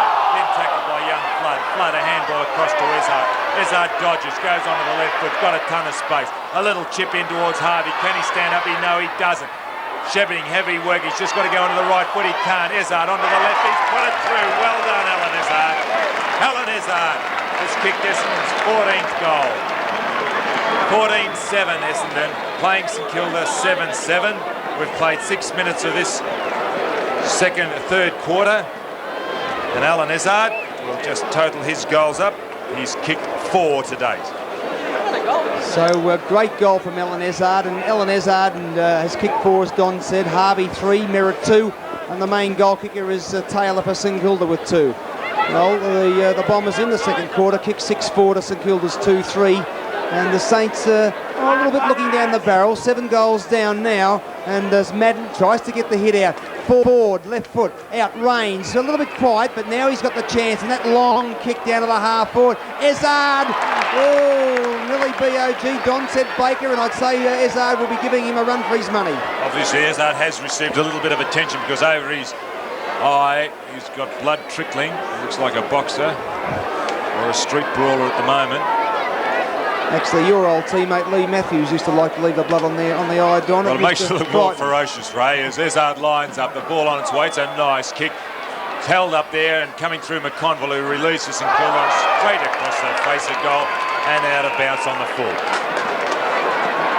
Okay, we'll find that Mark Harvey will get the free kick on a difficult angle. He's about 40 metres out, and I've seen players at Windy Hill kick that goal. The trainers all have to move because Harvey's got to go right back onto the fence. And I wouldn't be surprised to see Harvey kick this because the angle's not as severe as it looks. And he's got a little bit of a breeze behind him. He comes out and puts it right through the middle. Great goal, Mark Harvey. And I had a feeling he might kick that, Don. It wasn't any fluke judgment. The way the angle of the ground was, it gave him a good opening to the goal. Yes, you're right there, Ray, and the angle was deceptive, but there was plenty of air there, and Harvey kicks his 4th goal, and Essendon really taking hold here now. I don't know why anyone had bet against them today. 15-7, 97, St Kilda 7-7, 49, and we've played 8 minutes of this quarter, being the third quarter. Sidebottom's gone to full forward. Well, actually, my bookmaker, Don, they call him Hard Luck Harry, so probably that's why I shouldn't take any notice of him. Just see who's in the ruck here for St Kilda. That's forward, That's Don. Forward, the centre-half forward. He obviously got the hit down as it comes out to Harvey. Harvey sets it up to Rains. Rains going to go long, he does so. A high kick towards centre-half forward. The big fella's no one there. In front was Flood. Can't pick a Hawker. Well done, son. Goes to his right foot and snaps for goal. But just couldn't bring it back quick enough or sharp enough, and that's another point. So Essendon 15-8, 98, 2 points off the ton. St Kilda 7-7, 49. Okay, well, Whitty taking the kick out, the left footer, sending it to the half-back line on the flank. Up goes Simon Madden, and Simon Madden, probably about his first solid mark today. The hand pass to Elshaw, running past and coming out as young Flood. I think it's young Flood has taken the mark. Yes, it is. And there's a very good debut from the young fella from Nil. Very impressive, Ray. I watched him in the seconds earlier in the year, and I didn't think... interested because he played very well in the pre-season and he really hadn't gone on. And I watched him in the seconds the other week and I thought maybe he's got a bit to learn, but today, gee, he's really turned it on. Well, it's a very good breeding ground, the Wimmera, for the Essendon side in the last 20 years. They've had some good footballers come from there. And when you think of fellas like Hawker and Roger Merritt, for example, from Conniver, and players such as that, it's been a good recruiting ground for the Bombers. Well, Flood has just kicked his second goal and Essendon 16-8, 104. St Kilda 7-7, 49. Well, Essendon actually twice. Well, St Kilda, what, 49? They've got a long way to go to make up that deficit, 104. Well, the Bombers taking control now, and I thought St Kilda might give them a little bit more run for their money as Harvey swoops out of the centre. Izzard at the back. Oh, he's pulled it in! Oh, great mark, Izzard! And he runs on, has a shot for goal, could be offline. Clark, no. Oh, gee, Don, is his pull some marks in for a little rover or not? Well, that was a magnificent mark, probably the mark of the day. And judgment, Don. The ball comes out. Up the back, can't take it, is Spencer. Falls on the ball, traps it as Burns goes over. Good play, Spencer. He's got the running Elshaw. Elshaw steadies, chips it across to Nobby Clark. He can't take it. Lamb punches it away. St Kilda try to control it, gets it clear. It comes down to the ground where Odgers is met hard by Hawker accidentally as the ball comes to the pack. Picked up again by Baker. Baker, little pass. Who's he got? Flood again. Good boy. The hand pass to Harvey. Harvey straightens up. What's he done? Kicked it across the goals and out of bounds. Well, there's a little bit of an altercation behind play there as the ball's got to be thrown in the left forward pocket. Essendon's left forward pocket. Flood getting away from his opponent, but it's easy to do that and you can do it confidently when you've got such skilled players who are able to deliver the ball as these Essendon players can do further up the field. Relieving the pressure. Here's McConville across to Clark. Clark chips in. A little centre, and what good play. You can see that this is a pattern of Essendon because we've seen on a number of occasions their players could have had shots for goal but have actually screwed the ball back into the centre, and the Essendon players can run to the centre with confidence knowing that the ball will come to them. Now we see Harvey lining up. Harvey's kicked 4 goals. Very good player in the second quarter. Kicked a magnificent goal previously. The ball on its way. We'll just wait on the umpire. And he really kicks the hard ones and the easy ones. That was an easy shot, really. He put it through for a point. So, 105 playing 49. 13 minutes of this third quarter as Whitty kicks out the outer flank. Frawley, number 24. Elphingston lending assistance. Frawley breaks the tackle. Goes onto the right foot. Now goes long in towards centre half forward. He ran a long way. But the umpire said play on. Walsh moved back to full back now. Whitten now at centre half back. There's Whitten. He's supposed to be picking up Gamble. Putting on the pressure is Peter Budge. Whitten picks up across to Hawker. Now Essendon's trying to run the ball, change direction of play. Hawker's got a ton of time, there's not much pressure. And then finds 2 Essendon players, and taking the ball is Neil Clark. Neil Clark sends Essendon forward. Harvey over the back, and it would be a mark to Whitty. Young Whitty has been paid the mark. And has played well today, Ray. Haven't seen him play a bad game this year, Don, as Whitty sends it out to Robbie Elphingston. And Elphingston make the break, but couldn't take a good play from Elshaw.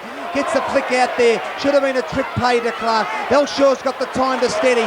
Runs into the goal. Has a shot for goal. He's offline and will kick a point. So Essendon 16-10, 106. Leading St Kilda 7-7-49. And the Saints haven't got off that score at the 14-minute mark. St Kilda haven't added to the score since half-time, and Essendon have kicked 3 goals for. Andrew Jobling about to come on. We'll just see who's going to come off for St Kilda. Is out in that outer wing. St Kilda run the ball down. Frawley goes in towards centre half forward again.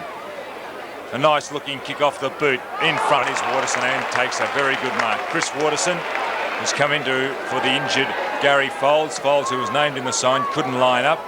And Waterson started on into change pens as Peter Budge punches down to Barker. Barker also been a good player, and what a lovely kick. Well done, Peter Budge. That's attacking play to hit down as he did across to Trevor Barker. And Barker has played a very, very solid and serviceable game for St Kilda, probably his best for a long time. Kicks St Kilda's 8th goal. Essendon 16-10, 106. St Kilda 8-7, 55, 15 minutes of this third quarter.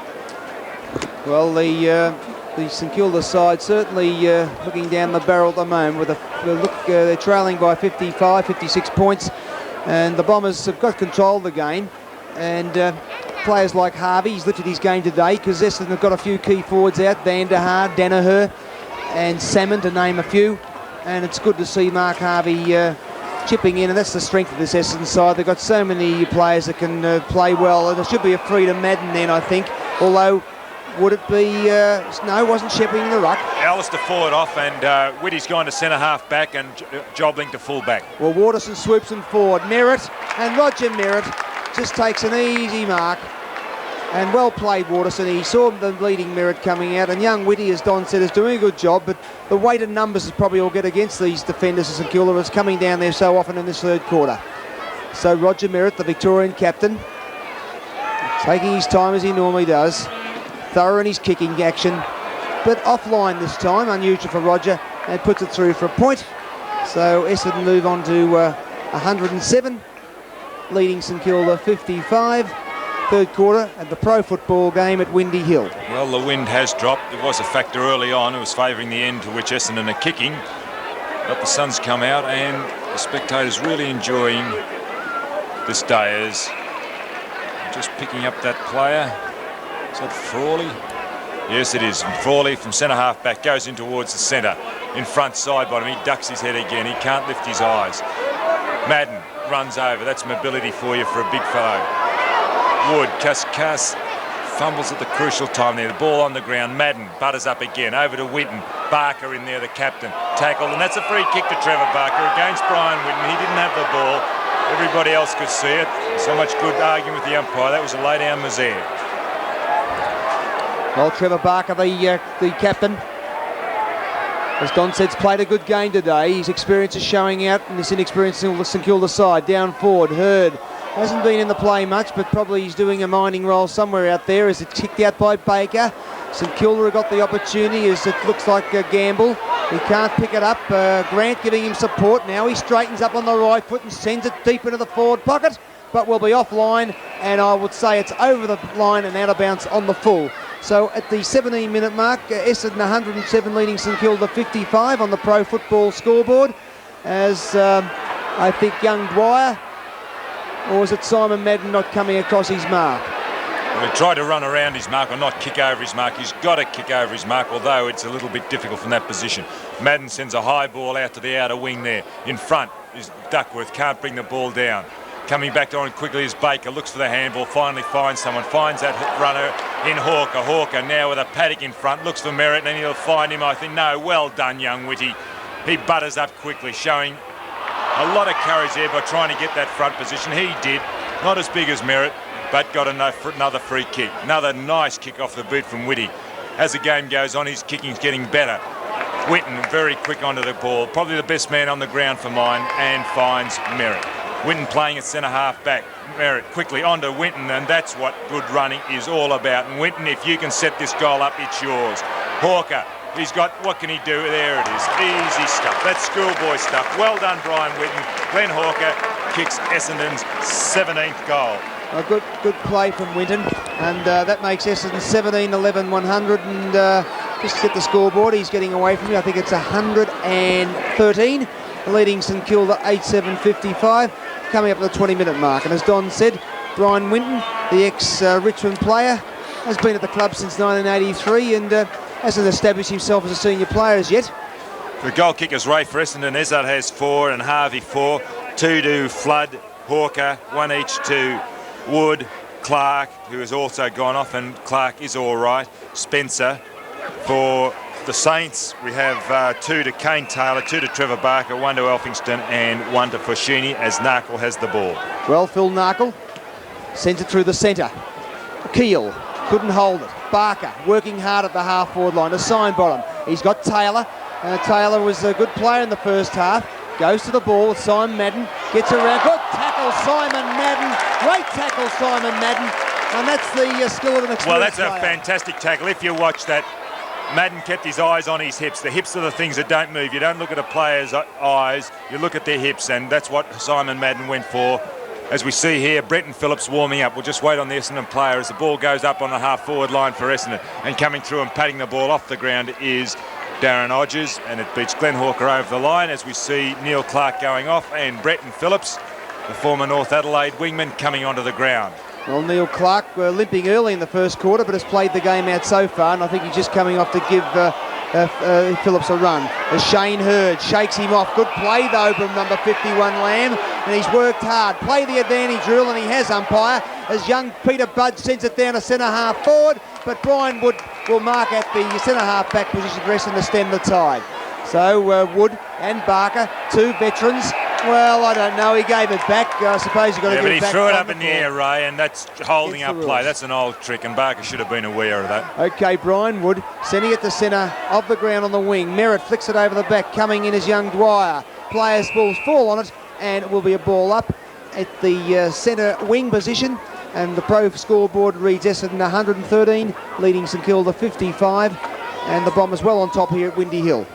Well, we've played 20 minutes of this third quarter. Merritt to do the ruck work against side bottom. Merritt, good play. Peter Budge, a really impressive young player. He gets a hurried kick out onto the wing. Will it beat the players over the line? No, it stays in. Barker, well done, Trevor Barker. Across to Darren Hodges. Hodges, another hand pass, Keel. And Hodges copped one for his trouble. On quickly goes the ball. And the umpire saw that. I don't know whether that was reportable as Gamble takes the mark at centre half forward. Now Frawley, it's on behind play here. The umpires are right on the spot as the ball goes into the forward pocket. And we'll stay with the play. Ray, if you can keep your eye on what's going on as Grant takes the kick and is only 20 metres out from goal. Well, and on a slight angle, and the players just looking back behind there. All started because Hodges copped one behind play, and then Frawley came in 1 or 2, and now they're still pushing and shoving as Grant lines up for his goal. Well, there it's on its way, and St Kilda's 9th goal, kick from David Grant. And St Kilda are a little bit closer. They've still got the job in front of them, like the boy with the wheelbarrow. St Kilda, Essendon 17-11, 113. St Kilda 9-7, 51, and we've played 22 minutes into this third quarter, and that was Grant's first goal. Yeah, actually, Simon Madden was the fellow there, but Simon, a fair footballer, he put his hands in the air and said all I did was bump him. But a couple of St Kilda players thought it wasn't fairly done, and that's what that little bit of an incident was then behind the play. So anyway, Roger Merritt's got the free kick. He's on the ball, and the ruckers. Hurd gets the hand pass to him. Phillips, bad hand pass. Was lucky maybe to get the free, but it's been paid on the neck. And Brendan Phillips, the ex-South Australian, shoots it to the pocket. Leading out is Flood, but coming out with him is Jobling. Gets underneath the ball, and it goes over the line and out of bounds in the forward pocket. Well, the sun is out here at Windy Hill and not much wind, and actually it's now ideal for football. A little bit of moisture that we had yesterday, the ground's nice and soft, and the players, well, not getting harmed by the hard ground conditions we had early in the year. As St Kilda now send it back to the centre wing. We've got Frank Donnell, and Frank Donnell, a good player for us. And to Duckworth, no reason why handball, but he's trying to get the players running as Rains. Back to Frankie Donnell. Frank's got Brian Wood across there if he wants him, but chipping in is Hawker. Good place in Kilda. And that was the player of... trying to pick that player up. It's 22, John Peter Budge. Narkle. Oh, been caught a lot today, Phil Narkle. And Budge backs him up and sends it over to Hodges. With him is Wood. Coming through is Gamble. Could be no play on. Hodges. No play on, says the umpire. As Brian Whitten picks it up and playing a good game today. A little chip pass, but coming across is Peter Budge. What a good football this young fella is. But Brian Whitten having a good day, and he said, I took that mark, umpire, but he's not being paid it, and will go out of bounds in front of our commentary box.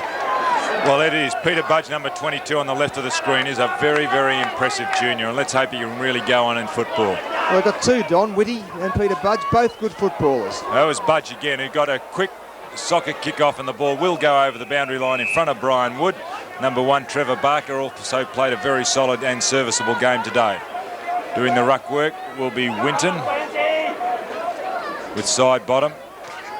No, Trevor Spencer, I should say, number 23. Frawley, 24, running for the ball. Can't pick it up, trips over the crucial time, follows up well, gets it across to Hodges. Hodges, a real goer, the St Kilda vice-captain. Across to David Grant, who kicked their last goal. Grant will have to go for home, he does so, but good smother by Brian Wood. Winton across to Wood. And Winton's played a very, very good game, set up a number of goals. As Wood goes into a centre-half forward, over the players' heads, coming through there is Jobling. He's tackled by Flood. The umpire just play on and comes to Spencer. Spencer a high kick in the full forward position. Lamb, 51, can't butter. There it is, Azard, who's been a very, very good player. But no, everybody appealing for the free kick, and the umpire said play on. It's good tackle by the Essendon player, picked up by Baker. Another good tackle by Hodges. Hodges picks the ball up. Now looking up further up the ground, a little chip in, and who's he found? David Graham. David Graham elects to play on. Lifts the head, goes long in towards centre half, but there's no one at home there. There's Kevin Walsh, and Kevin Walsh traps an easy ball. Number 30, Jeff Leake's old number. He goes out long to Rains. Rains a little chip, and Duckworth all by himself. This is kids stuff. There's no one around. There is no pressure. Billy, kick yourself. A goal. He goes for goal. What's he done with it? He's kicked a goal. What an easy goal. There was no one around. Duckworth had plenty of time, too steady, and that's good play from the backman. As he's kicked Essendon's 18th, 18-11, 119. St Kilda 9-7, 61, 25 minutes gone, and needless to say, the game is really slipping away from St Kilda. Well, I think it slipped away, Don. 58-point lead to the Bombers, and the St Kilda side this quarter's gone back to their old habits. The skills are not there, and they're not backing one another up. They're not minding their men, and Essendon haven't really had a good last few weeks, but they're certainly doing it on the bit here at the moment at Windy Hill. As side bottom, Hurd goes with him, and I think you'll find it'll be a free kick to side bottom. So Alan's side bottom. He's got the running Frawley coming behind, sending it out there, and it's young Peter Budge again, kicking it up in the air and over the line out of bounds. Well, you can't blame Peter Budge, because I tell you what, if St Kilda had 18 other goers like this fella, they'd be a bit closer to the Essendon score, Don. Yes, Peter Budge, as we've mentioned. Waterson sends it up the back, punched away by side bottom. Baker, the running Hawker. Hawker's got time to look, leading out is Flood. And Harvey had mucked him up then, didn't realise, not talking. So St Kilda got a chance. Narkle, could have been a trip, no. Comes out to Whitty. Whitty kicks it back, Baker. Baker, little pass over to Harvey, and Harvey's taken the mark in the forward line across to Elshaw. Bad pass. Robbie Elphinstone coming in and taking the mark. Well, I wouldn't say they're Learising Essendon. Well, the Wooden's not far from it, let me tell you, Ray. As Sidebottom gets the ball, finds Burns. What a shocking hand pass. That's the difference between the sides. When Essendon hit the ball, it goes to someone. You could see there, Sidebottom had plenty of time. A shocking handball, and taking a good mark and moved up onto the forward line is Peter McConville. McConville getting away from Walsh then. And the difference between the two sides is just the skill factor. As McConville, 45 metres out for goal, a beautiful kick off the boot and straight through the centre. Peter McConville's kick, St Kilda's 9th goal. Essendon 18-11, 119. St Kilda 10 goals, 7, 67, and we're playing time on in this third quarter. Well, Peter McConville's been mostly used in the back line since he came across from Carlton, but played a lot of football, and I think he may have played in a grand final side at full forward, Don. You may correct me if I'm wrong there, but I know he played in a couple of premiership sides for the Blues, so his experience has gone down to full forward because Tony Lockett hasn't taken much part in the game since early in the first quarter. So the Bombers 119 to St Kilda 67 on the pro football scoreboard, as it's a side bottom. Barker played a good game all day. Gamble punched out by Winton, another good player. Wood, been a good player since he's been on. Elshaw, what's his options? He's got Harvey, but not a good kick. But yes, coming through to give the Branks is Hodges. Hodges chips it over, and the running Burns coming through though as Keel. Hand passed across to that player is Grant. Punched away from Winton.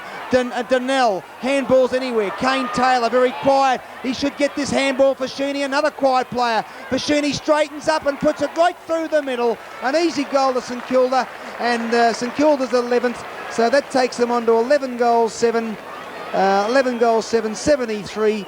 Trailing Essendon 18-11, 119, and coming up the 30-minute mark of the third quarter at Windy Hill. Well, Silvio Ficini certainly knows where the goals is. He's kicked his second goal. And he does his best work up around forward here as the sun, you can see the sun there, very bright at the moment. And this is footballers don't like playing in conditions such as this when the sun's shining directly into your eyes, as Essendon are kicking with the sun. In other words, the sun is in their eyes. They're kicking to the left of their screen, the sun shining from the right.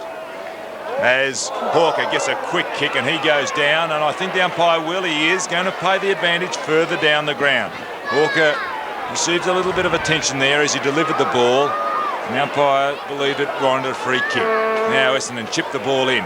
Rowing there is Merritt, and he pushes the St Kilda player out. Jobley gets tackled, and he will get the free kick a little too high, so Andrew Jobley has come on and playing at full-back now for St Kilda. Graham Jelly made a number of moves today. You couldn't say that Jelly hasn't tried to arrest the situation that St Kilda are in by not making any moves. He's made thousands, and trying to keep up with him is a job in its own. As the ball's towards centre-half forward, there's Hurd. Gets tackled as he gets his handball away. Coming over the top of it is Brenton Phillips. Over to Jeff Rains, obviously playing on the wing. 54 there is Taylor. He ducks Taylor and gets legged, and Jeff Rains will take the free kick. Plays on quickly. The chip, and who's he found? Is that Trevor Spencer? No, it's going back, and Rains will have to kick over his mark. Now another little chip. Kevin Walsh has said this is a little bit farcical, really. Essendon can do really what they like as Walsh gets the handball back. Now in towards centre-half forward, smothered. Merritt, Whitty. Merritt follows up that strength for you. Around the neck, pay the free kick, umpire. He does. And Roger Merritt within kicking distance, 45 metres from goal, 45-degree angle. Oh, what a shocking kick off the boot. But Billy Duckworth lucks a fortune, and he screams through the centre. And what's he done? It's a goal. Billy Duckworth's kicked his second, wandering way down from the full-back or full-back line. Essendon 19-11, 115. I'm sorry, 19-11, 125. I'll have to go back to school. St Kilda 11-7, 73. Billy Duckworth kicked his second when we've played 30 minutes in this third quarter. Well, it's unusual to see Billy Duckworth with goals on the board, but as I said earlier in the commentary, was having a dirty day, but like any good footballer's worked his way back in and doing a bit of a Tommy Elvin now, coming down from the half-back line and kicking goals. So that's his second, Bill, and he loves a goal, Billy, loves a goal. That's a sign of a team playing with plenty of confidence. We can also see the way they're flicking the ball around, Ray. They're pretty cocky at the moment, Essendon. Well, they certainly are, Don, and they've, kicking goals and doing what they will at the moment is coming through now is Burns. And he pushes his way through using strength. I guess you've got to play. Well, he worked hard to do that, but it went against him as Merritt. Not a good kick. Might come off the way it's going for us at the moment. Would, but the siren rings at the three-quarter time. And a three-quarter time on the pro scoreboard. Essendon 19-11, 125. Are leading St Kilda 11-7, 73. 52-point advantage to Essendon. Essendon kicking to the right of their screen. The sun behind their backs. The forwards are like that. However, the backs will have the sun into their eyes. Up high, side bottom. Gets it across to Odgers. Odgers, a real goer all day. Burns, been really sided today. Should do more, Burns. He's a better player than what he's showing. Elphinston moved to centre-half forward. Across to Forshini, and this is where Forshini shines. Up forward, he's kicked for goal. But off stray for another point.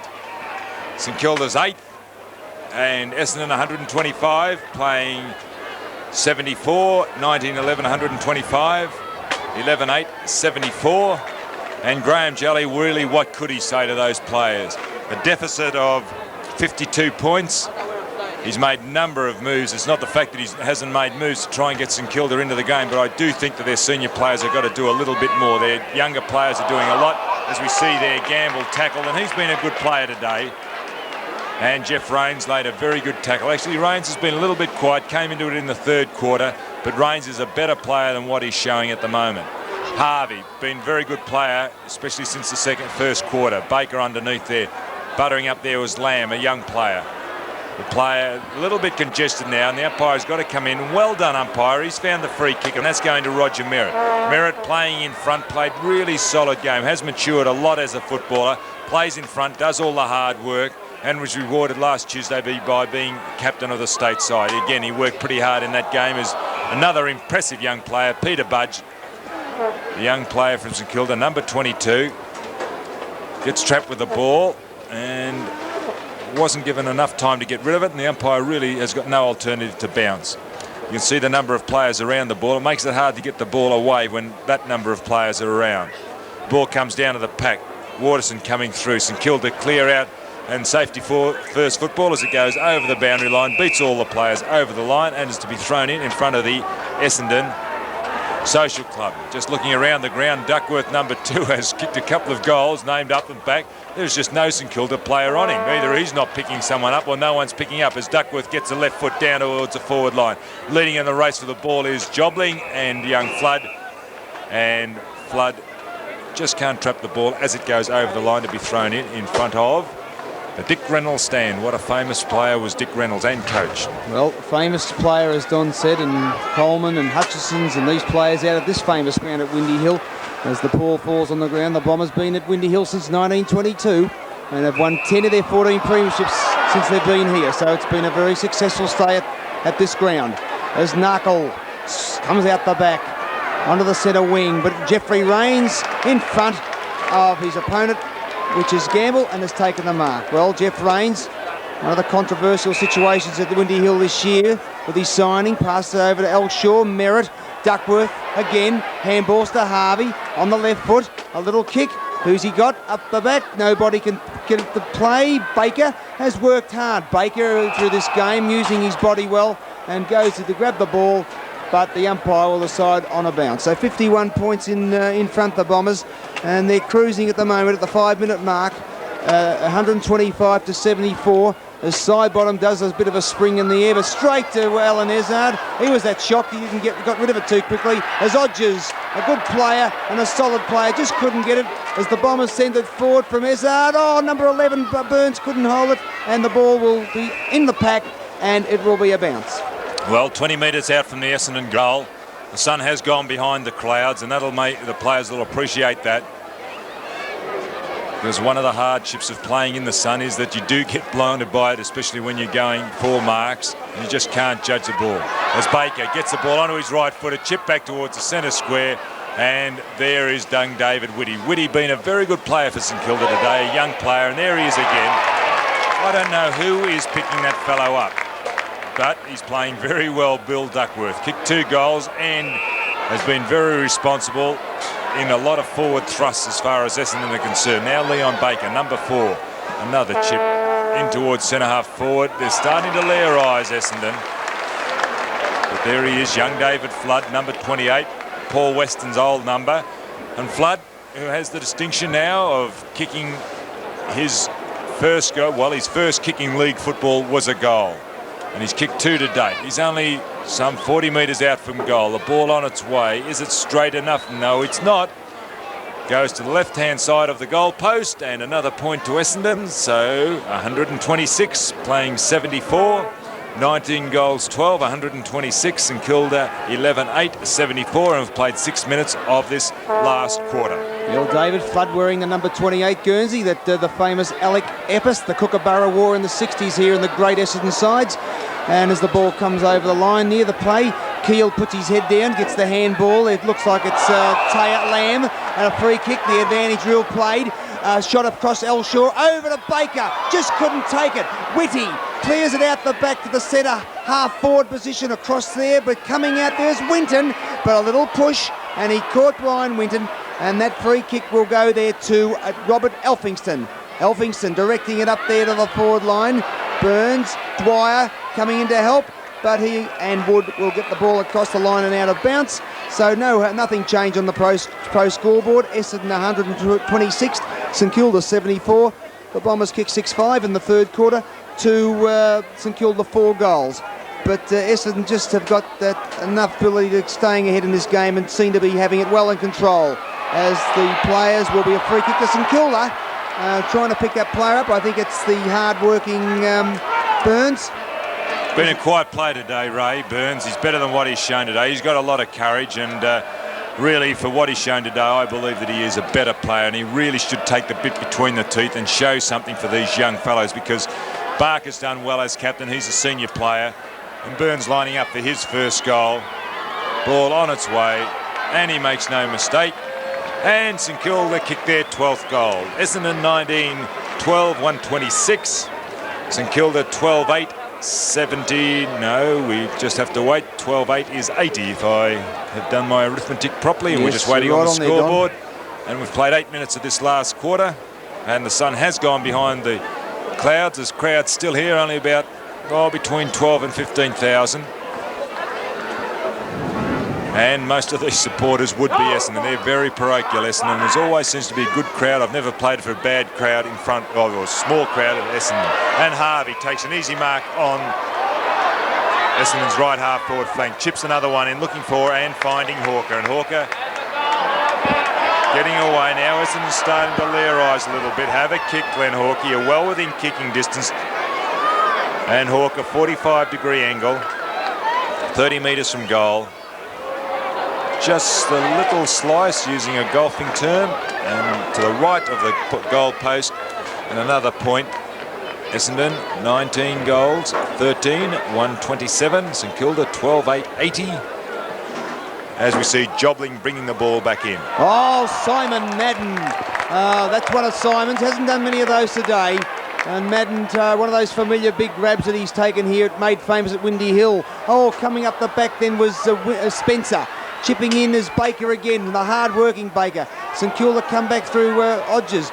Lamb, hand pass. And St Kilda clear it out into the centre. Punched away Winton. At the back is Waterson. A quiet play. No, it's Wood, sorry. They look alike, those two players. And Wood sends it to the wing. Hawker punches it away from Lamb. And the ball goes over the line and out of bounds. Well, the main goal kickers in the match so far for the Bombers, Ezard's kick 4 and Harvey 4.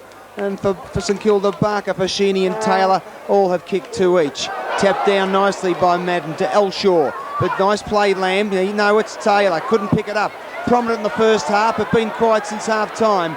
Lamb, good play, Hawker. Then Hawker shoots it across. Can Spencer get to it? Flood supporting him. But Jobling going in there after him, and with one against 2. And young Jobling uses the ball and passes it over the line and out of bounds in the Essendon forward pocket. So the pro scoreboard reading Essendon 19-13, 127, leading St Kilda 12-8, 80. And Mark Harvey, with the attention of the trainers, limping slightly, and Essendon don't need that. They've got enough injuries at the moment as it goes to Elphingston. With Winton and those two players, I'd say will see the ball over the line and out of bounds on the centre wing on the outer side of the ground.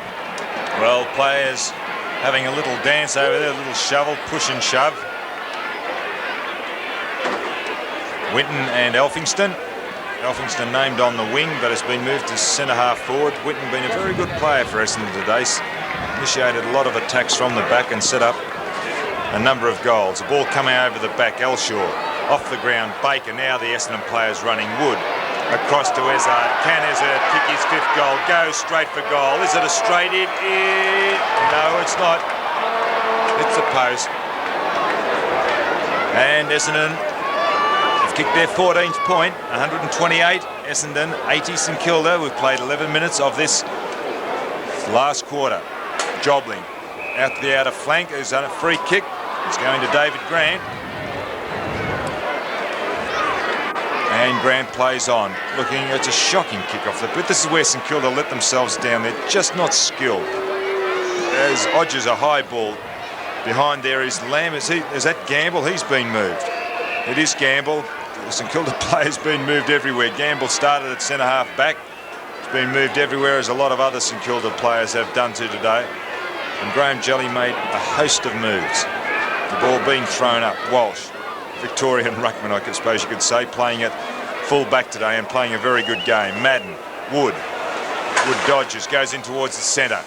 Hawker, and well done, Peter Budge. He is a player with a lot of future.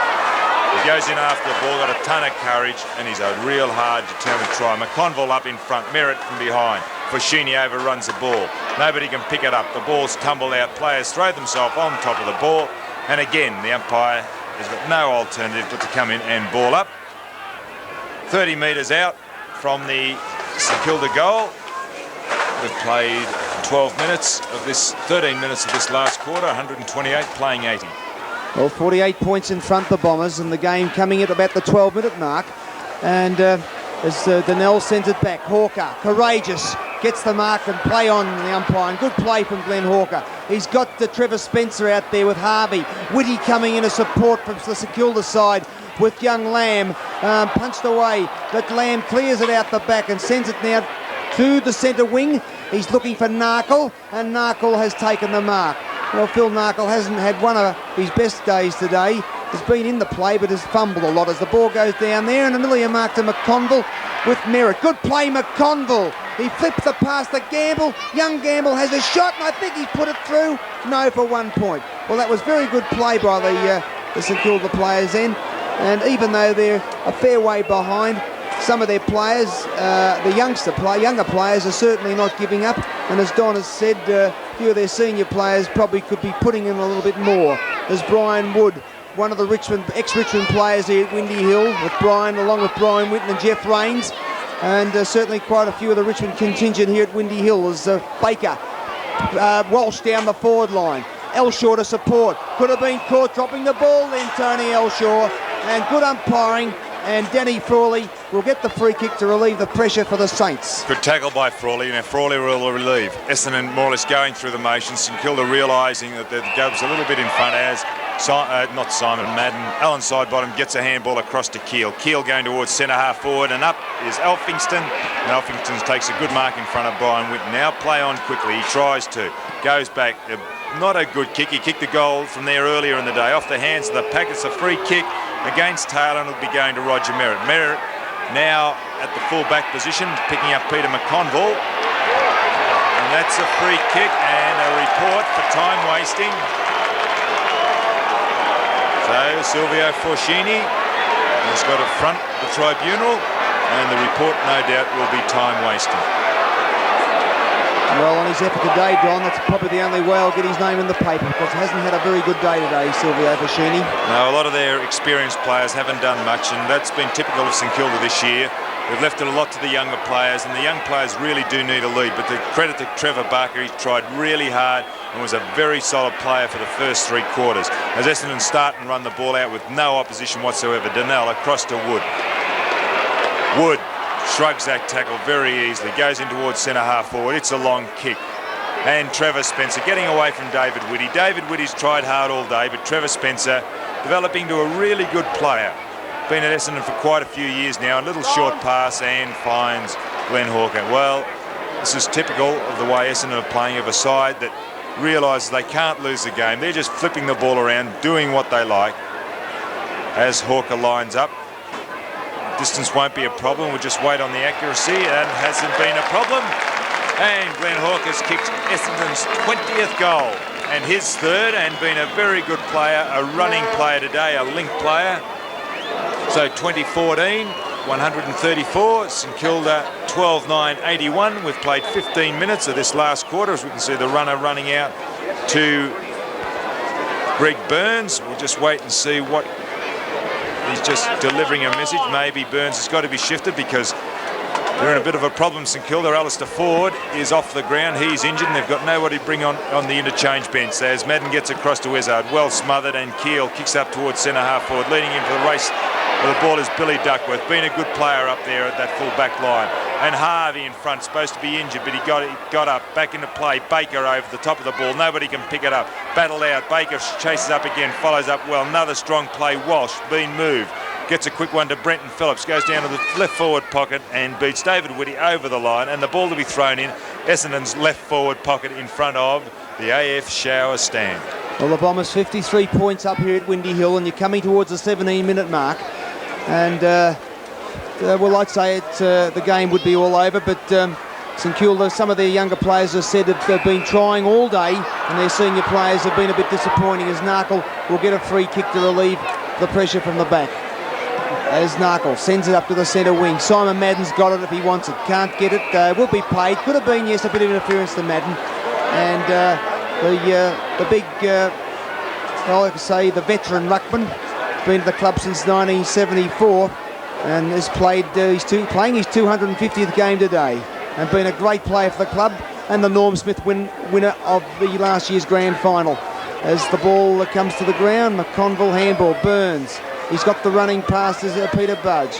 A little left foot chip out there, and St Kilda trying to get it through Dwyer. Waterson forcing him. A good play, Waterson. It wasn't a severe push, just a little gentle nudge within the rules, and made him kick the ball over the line and out of bounds. So Brendan Phillips from North Adelaide wasn't selected in the State of Origin side for the South Australians on Tuesday night. Kicks it up there, Walsh. Belt, Ezard, the danger man. He's got Baker if he wants him, but Lamb comes across, but Baker, Harvey Great play, Essendon. He's made the move and Harvey strolls in and kicks it right through the middle. Great play, Harvey. Great play, Izzard. And that's good football from the Bombers, Don. Well, Baker had, it was a 3-on-1 situation there. Baker trapped the ball there. A 3-on-1 situation. He had two options. Baker, he could have gone over to Harvey or gone over to Walsh, or was it Madden down there? And Harvey's run in and kicked his 5th goal. So Essendon a real stranglehold on this game. 140 playing 81, and the players just going through the motions. It's quiet. It's quiet. Ball bounced. Madden, a good hit out. Coming through is Frawley. Tried hard all day, been a solid player. Looking for Elphingston. Elphingston getting away from Winton. Winton's had his colours lowered since Elphingston's gone to centre-half forward position. Up till that stage, I would have given him near best on the ground. Elphingston going to centre-half forward. Donnell punches the ball down. Gamble, also been a strong player, lines up for goal. It's a shocking kick off the boot. And no, the umpire said it did go through for a point. It bounced back into play. And Essendon will have to kick it back into play, and that will come through Billy Duckworth. Duckworth now at the full-back position, has kicked 2 goals today, ran deep into the forward line. And nobody's really seemed to pick Duckworth up as he's wandered around. Maybe St Kilda were trying an extra man down back, as we see the ball trapped on that outer wing. And the umpire will have to come in and bounce the ball. 19 minutes of this last quarter, 140 Essendon, 82 St Kilda. The umpire throws the ball. Madden just stood his ground, used strength. Narkle has had that head guard ripped off a couple of times today. Gets a free kick. He was tackled when not in possession. Actually, his progress was retarded, and that was chopped off by Barker and sends it up towards Gamble. Gamble off the ground. That's the only thing he could have done. Bretton Phillips diving. Keel has been another solid player today. Tried very, very hard. And McConville getting away from Merritt. And McConville only 30 metres out from goal. The angle rather acute. You see Lockett walking around the boundary, and that doesn't look good for Tony Lockett. He's got his knee heavily bandaged as McConville lines up. Ball on its way. It's a high kick. We'll just wait on the umpire. The accuracy was a problem. So that's St Kilda's 11th point. Essendon 21-14, 140. St Kilda 12-11. 83. Well, the game coming up to the 20-minute mark, and Billy Duckworth, as we said earlier in the call, was struggling with a bit of a dirty day, but just shows your players can work their way back into the game. And good play from Bill Duckworth as the ball comes down there, and a free kick will go to Baker. And Leon Baker's played a good, solid game all day for the Bombers.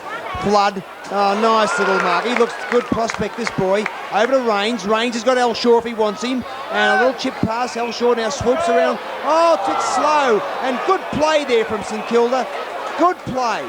Well, that's typical of Essendon. They're just going through the motions. They're chock full of confidence. They realise they can't lose, and that was just Learising as far as Elshaw was concerned, and a good tackle on Jobling. As we see Peter Budge trying to get the ball out. Some of these St Kilda players just don't know how to give up, as Kane Taylor, named in the forward pocket, being moved up onto the centre wing, gets it across to Dwyer, who's playing his first game. Dwyer goes in towards centre half forward.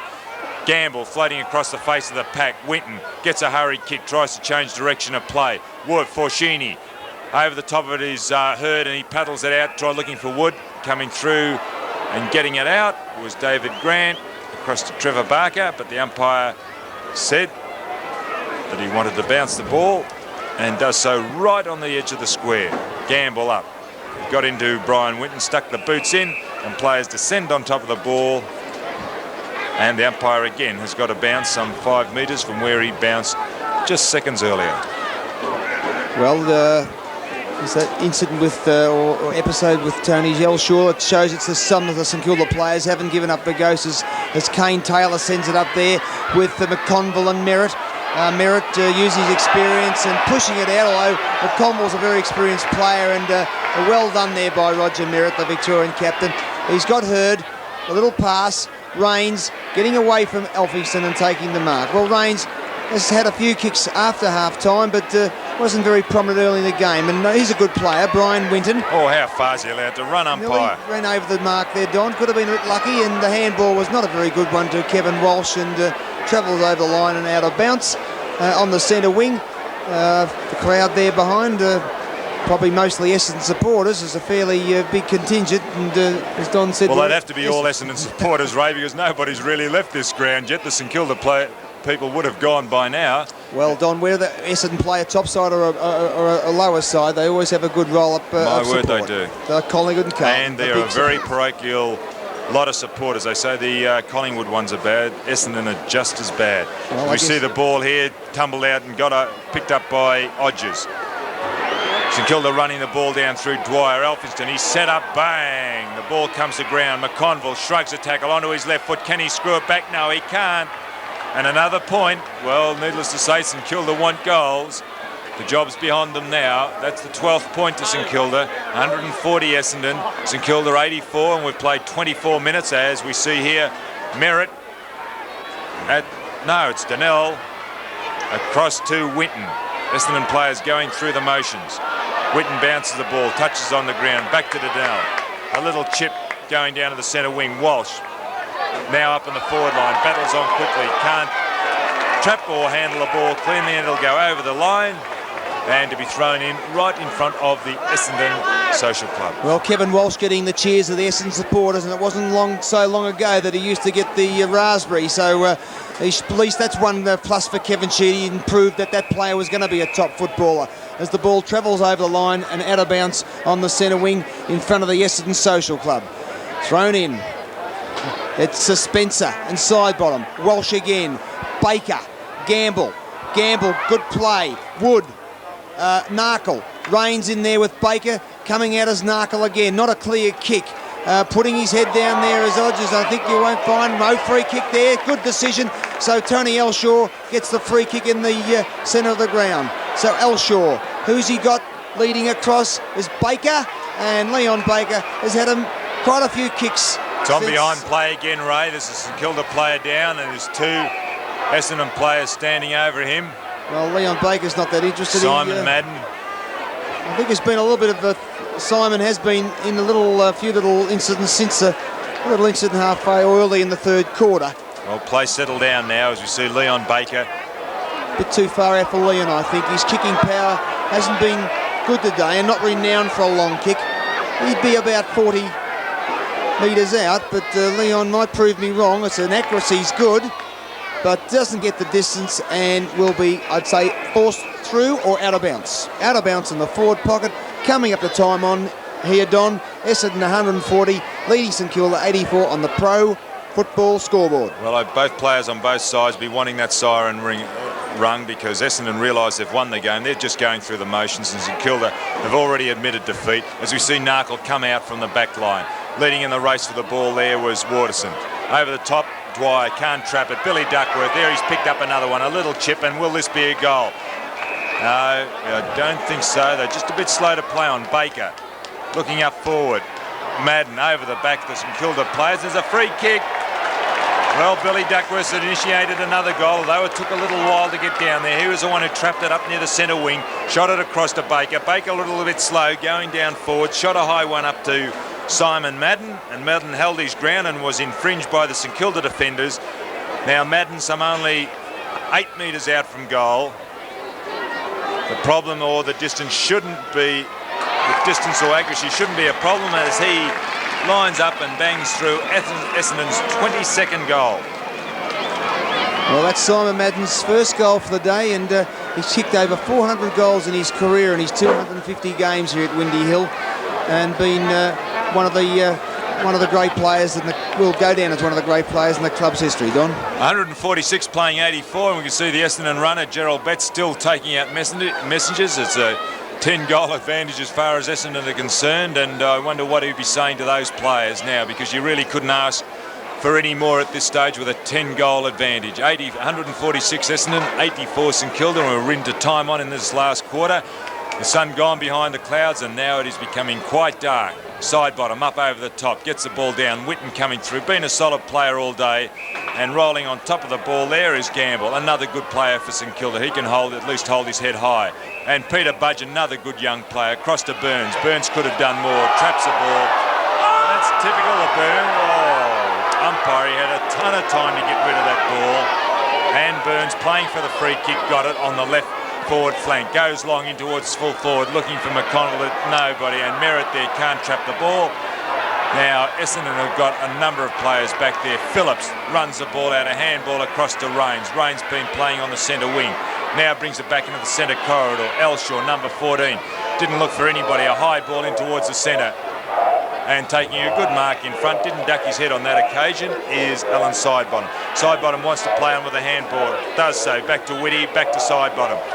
Over to Peter Budge. Budge will have to go long, and he does. In towards full forward. Merritt. He's got too much strength and height and everything else for young Dwyer. Well, the Victorian captain, Roger Merritt, taking the mark in defence. And Essendon actually have had 10 different players kick goals today, so showing the dominance of the Essendon forward line as Brian Wood. Looks a bit like Chris Waterson, but it's Woody as he sends it down. Madden, nice mark, Simon Madden. Leon Baker, he's got the running. Izzardi ignores him, sends it up the full forward to Harvey. Harvey can't control it. Punched away by Lamb. Jobling coming in to give a little bit of assistance.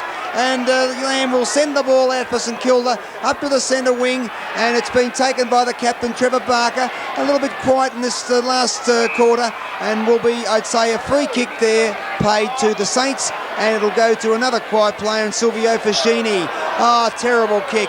Narkle has to make up a yardage to get it, but he gets it over to Burns. The running Peter Budge on the left foot. Gets a chip, but it's under pressure and it's not good. And Winton coming through. Got options. Yes, he's got Brendan Phillips. Phillips has got Leon Baker, who's had a million kicks this last half.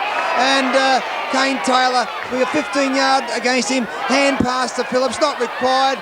Back to Baker, over to Phillips. They're playing around now, Essendon, and Phillips has time to extend. It could be after the play. No, umpire says no. And a free kick, though, against Madden, against Jobling. Well, Simon had taken that, Don, he would have been paid the mark, I'd say. No, that's needless to say, Ray. And number 32, we see Andrew Jobling with number 32, Robbie Muir's old number. He's always in a lot of strife, that number. And we're just waiting for the ball to come back. And Andrew Jobling on the half-back flank, St Kilda's half-back flank. Goes in towards the centre, looking for and finding Alan Sidebottom. Sidebottom growing with confidence as the game goes on. And there's the final siren. St Kilda, Essendon easily winners, 22-14, 146. St Kilda 12-12, 84. You want to be a real footballer? I mean a real footballer. You've got to look like a real footballer. You've got to go for the mark. The VFL mark. Go for the mark. Go for the mark. Go for the VFL mark at Myer. Real footy Guernseys, real footy shorts, and real supporters wool jumpers in all club colours and badges. Go for the mark. Go for the mark. Go for the mark. Go for the VFL mark at Myer.